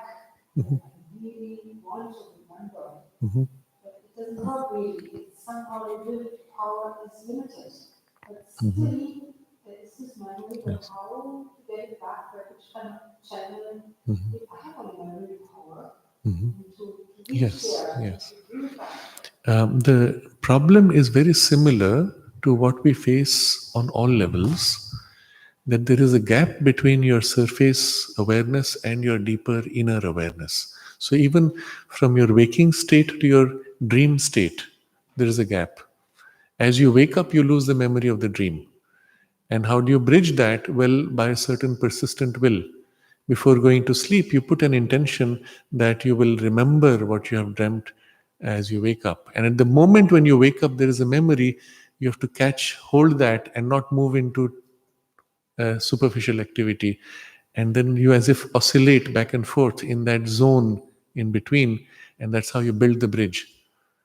But a similar process also takes place in the vertical awareness. In our first awareness, there are so many layers just above the intellect.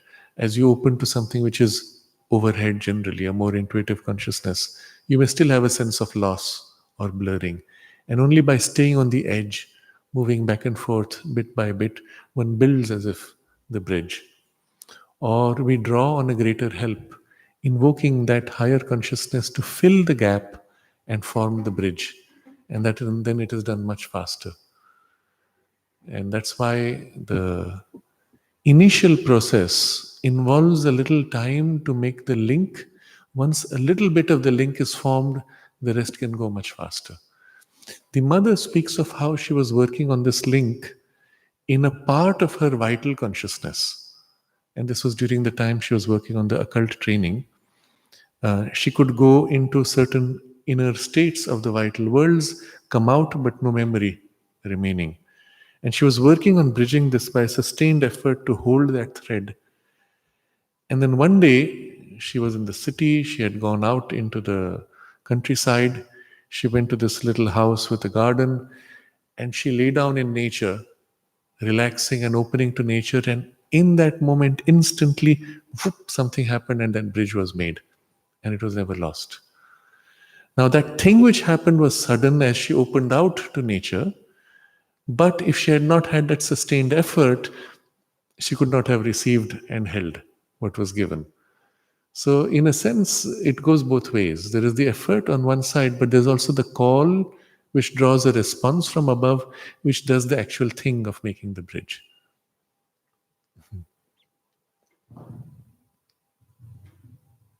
Let us say that this knowledge inspires me, but it is beyond my comprehension at present for the limitation of my mind.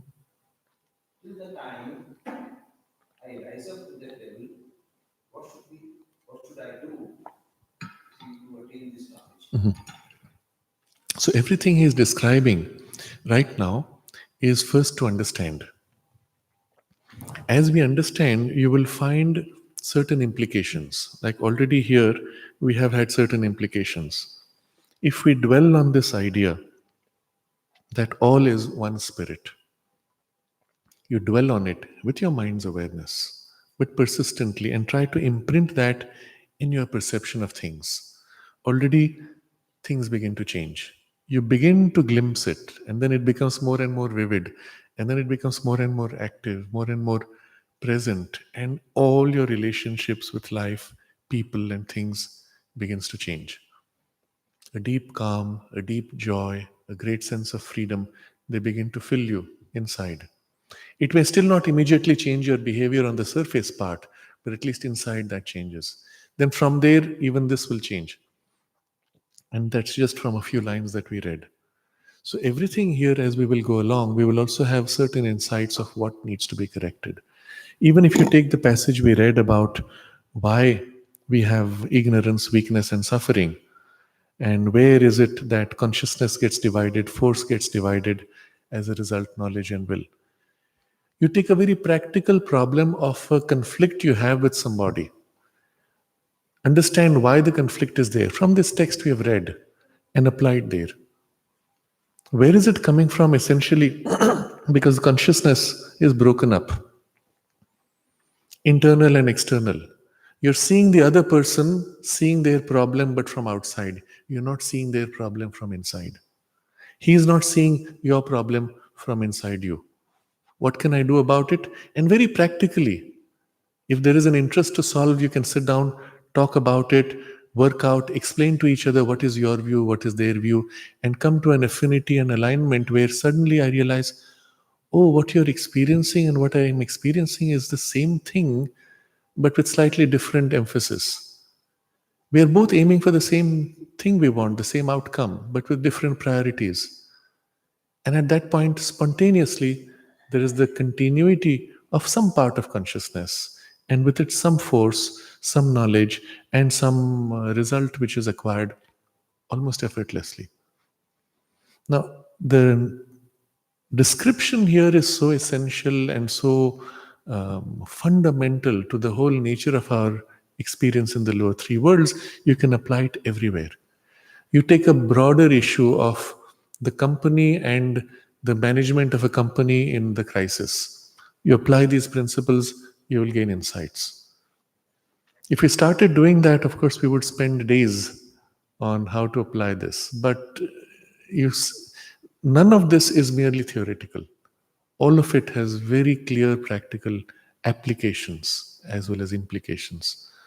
And that's why it's important to go sufficiently in depth to appreciate the value of this. And then you start observing, where is this happening in me? How does it work in me?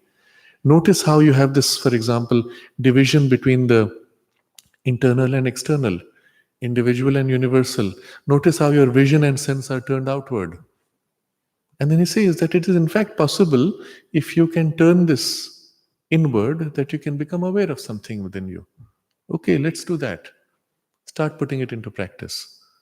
And so bit by bit, you will find this knowledge will begin to change your life. It's not merely intellectual knowledge of a chart done on a paper. It is knowledge applied in transforming life.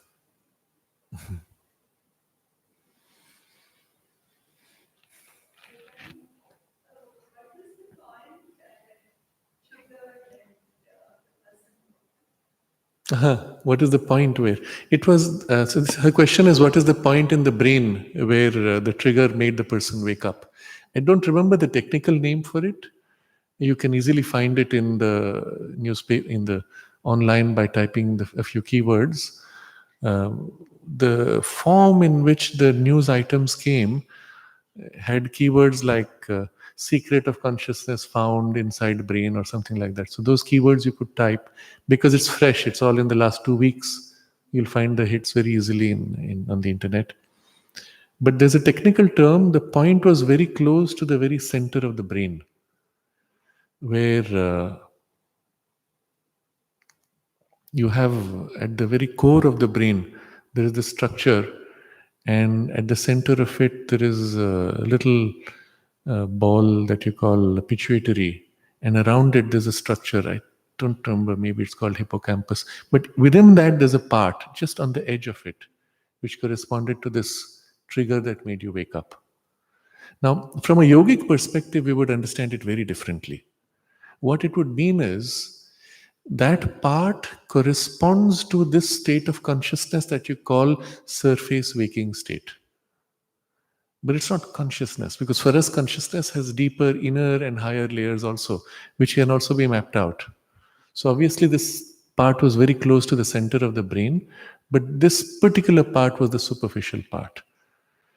What it could mean also is, if you triggered other parts which correspond to your inner states, you could also trigger states of dream, for example, or not. End dream, enter dream, etc. Trigger out of body experiences. All of these have actually been done by triggering centers in the brain. But it doesn't mean that those states are caused by the center. Rather, those states are organized in those centers of the brain, and there's a two-way connection. When you enter that state of consciousness, it reflects in the brain working by centering all flow of, let's say, operation around that center from where it controls. Equally, if you trigger that center, it shifts the part of your physical mind which is dependent on the brain. Now, if you had consciously pulled yourself out of the physical mind and lived in the mental body, you could trigger the brain all you want, it would change nothing of your state. So, in another example which would explain this, in dolphins, they triggered a part of the brain that caused anger. So, first trigger, the dolphin became angry. Then it showed surprise that it was angry because it could realize that there was no reason to get angry. And then after a while, it decided it didn't want to get angry and stopped getting angry. At that point, they triggered the anger center again and again, and the dolphin refused to get angry. And straight away, that shows you it's not the brain center trigger which is making you angry. There's a higher faculty which can override this very physical, almost material reaction. And if the dolphin can do it, we should be able to do it also, right? Or we will have to accept that the dolphin is more evolved, at least in this matter of mastering of emotions. But something similar happens within you when you feel, let's say, someone insults you and now triggers that anger reaction. You feel yourself getting angry, and then a part of you says, I don't want to get angry. And it dissociates from the anger impulse, stands back into a greater freedom. And then from that freedom, if you have sufficiently stabilized there, you can relax the angry part and dissolve the anger. And already at that point, you're operating across other gradations of consciousness than the merely physical, emotional poise. When you separate, that part is not angry. That part now exercises control over this, and you can pretty much change the patterns of anger. So this is much more important for us than the brain center. Because brain center has no meaning once you're in that poise. You can trigger all you want. I will not fall unconscious, or I will stay in my inner state. You will not be able to pull me out. It's my choice because I am free.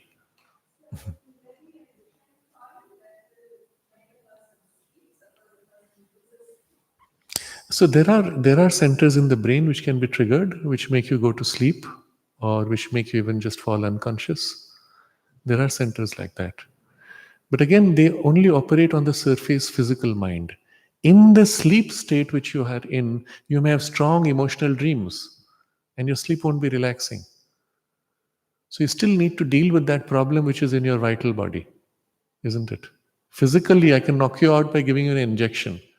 But will you have a good quality of restful sleep? Not necessarily. You see the point? The change in the physical biology to make you go to sleep or to wake up is only a very superficial layer. Quality of sleep depends on state of consciousness in which you are in the vital or mental ranges. And that's why it's so important to, while in life, while in body, to develop a general mastery over all of this, and even an access to deeper and higher states. Because then, after you shed the body, you have full access to all those domains and worlds. The access to those worlds is developed by what you do while in the physical body, where all these gradations of consciousness have been bound together in matter. And so you can develop the skill and mastery over all of them while in matter. And that was the point Sri Aurobindo made also in the previous chapter. This is the domain where the capacity to access the highest spiritual regions while being fully engaged in matter can be developed. It cannot be developed when you're in your subtle or higher bodies, because then you don't have this and you don't know how to integrate. Here alone, the integration is possible because everything is bound in the material consciousness. And that's one of the important things which we will understand of the physical world. Why spirit chose to create or represent itself in this relationship which makes the physical world. At first, a domain of great inertia and resistance and dullness and darkness and division and so on.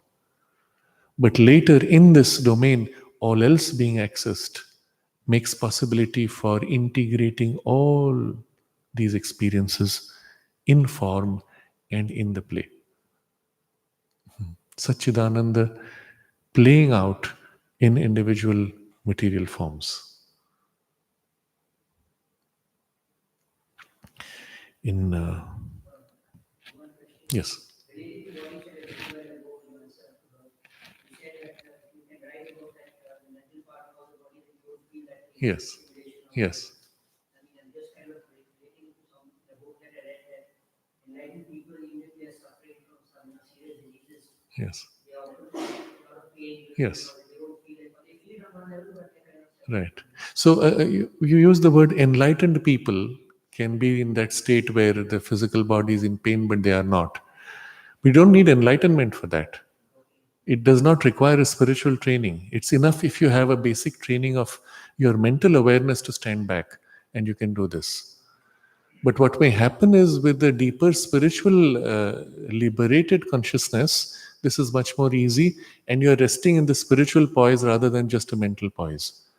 But the thing itself as a phenomenon is easy to do with just the vital and mental separations.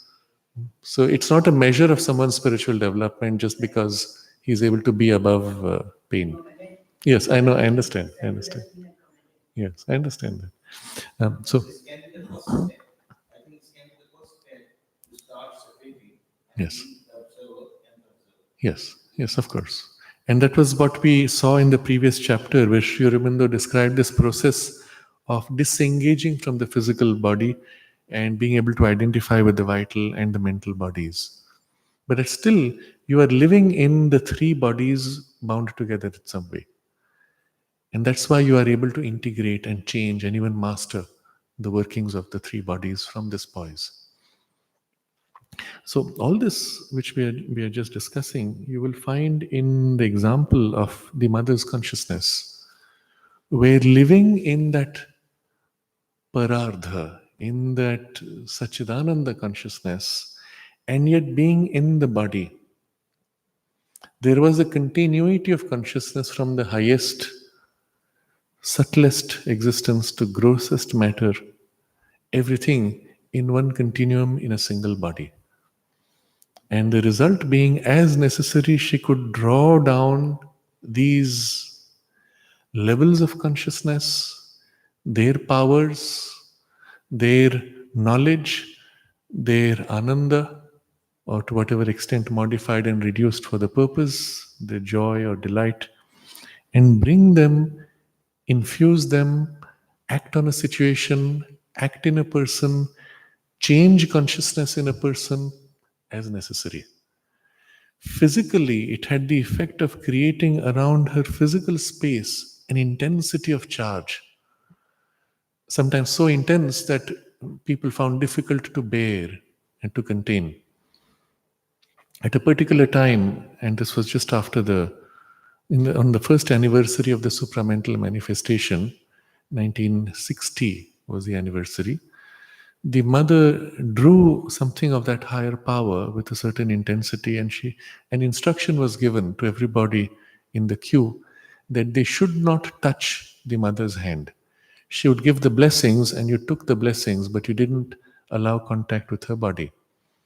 So people followed that, and one sadhaka got a little carried away, and as usual, as he received the blessing, he tried to reach out and touch her. And in the moment when he touched, he was thrown back and fell into a unconscious because of the intensity of the charge. And well, what do you do when people are stupid? Well, then she diminishes the power to make it bearable. But what is possible, and this is to show you that the physical body, when sufficiently developed in this way, can contain that.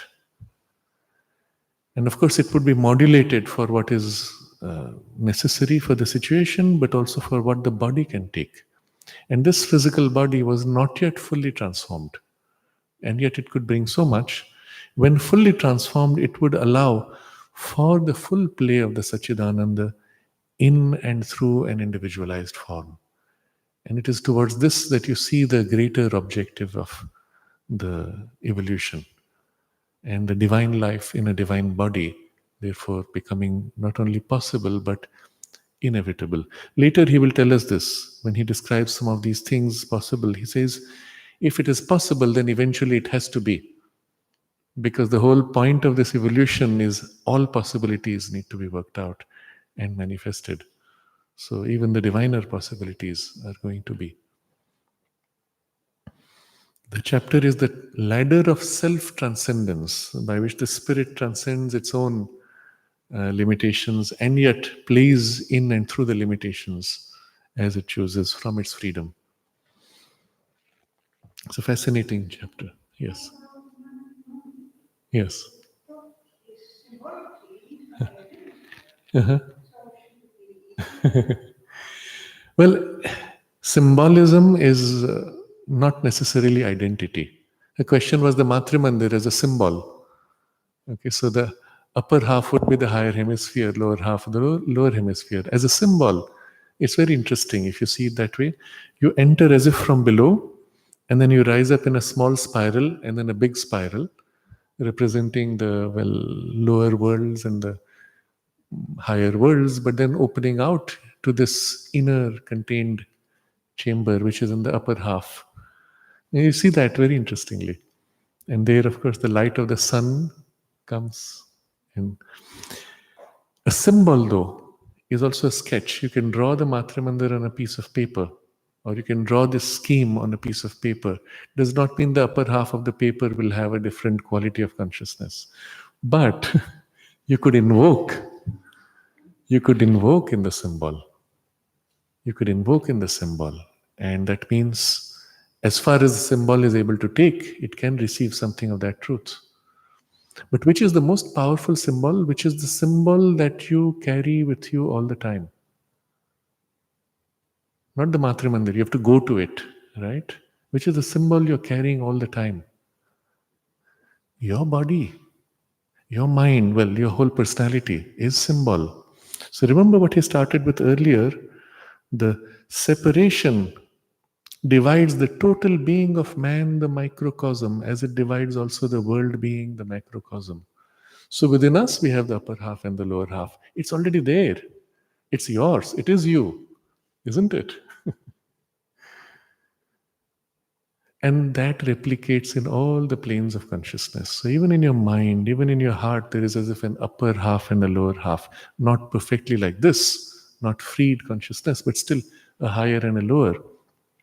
So wherever you are, if you simply turn your awareness to your own higher levels, or more easily you can do with your heart's turn in self-giving to the Divine Mother, who is embodiment of the divine consciousness. She is embodiment of the supramental Shakti, that energy which bridges the lower and upper halves.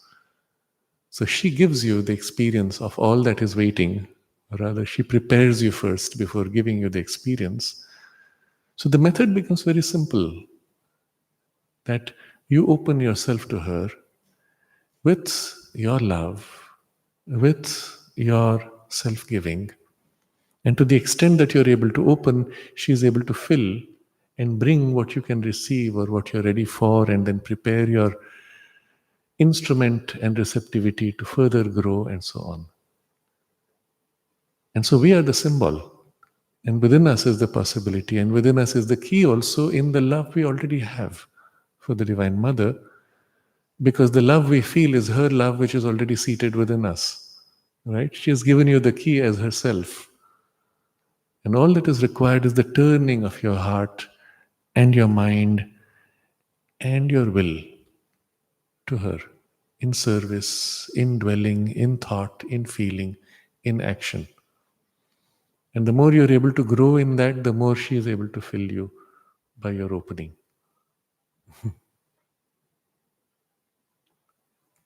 This is chapter 21. I thought it was interesting. This is the 21st of February. Interesting, yes. It's the chapter is 21st chapter, and today we are on the 21st, on Mother's birthday. Symbolic.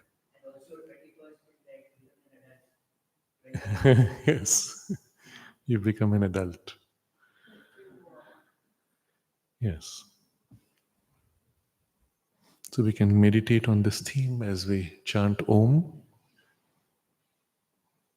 The occasion of the mother's birthday, she gave great importance to. She said it is everyone's birthday because as mother, Divine Mother, all of us, even at the level of souls, not merely in form, but at the level of the soul, being the children of the Divine Mother, special aspects or emanations of her consciousness, we celebrate a birthday. And what is a birthday? A renewal of consciousness, a transition into a new step, a new birth, as if. And so it's an occasion in which she would bring down the divine consciousness, and during the darshan link each person to the divine, that the divine grace may fill and fulfill your highest aspiration. So the question is, what is the highest aspiration that we will hold? And well, that is, she said, is sure to be fulfilled if that's what you come with. There's also another interesting text which she answers to a question. Someone asks, what's the best way to pass the day of the darshan? And so she replies to that. Let me just get you this.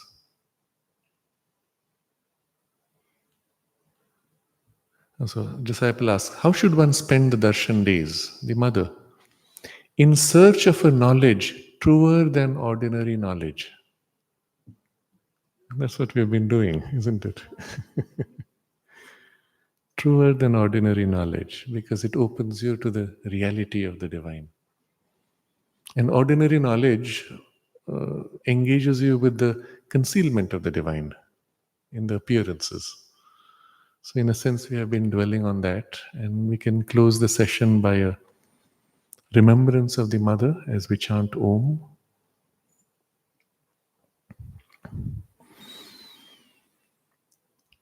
Om.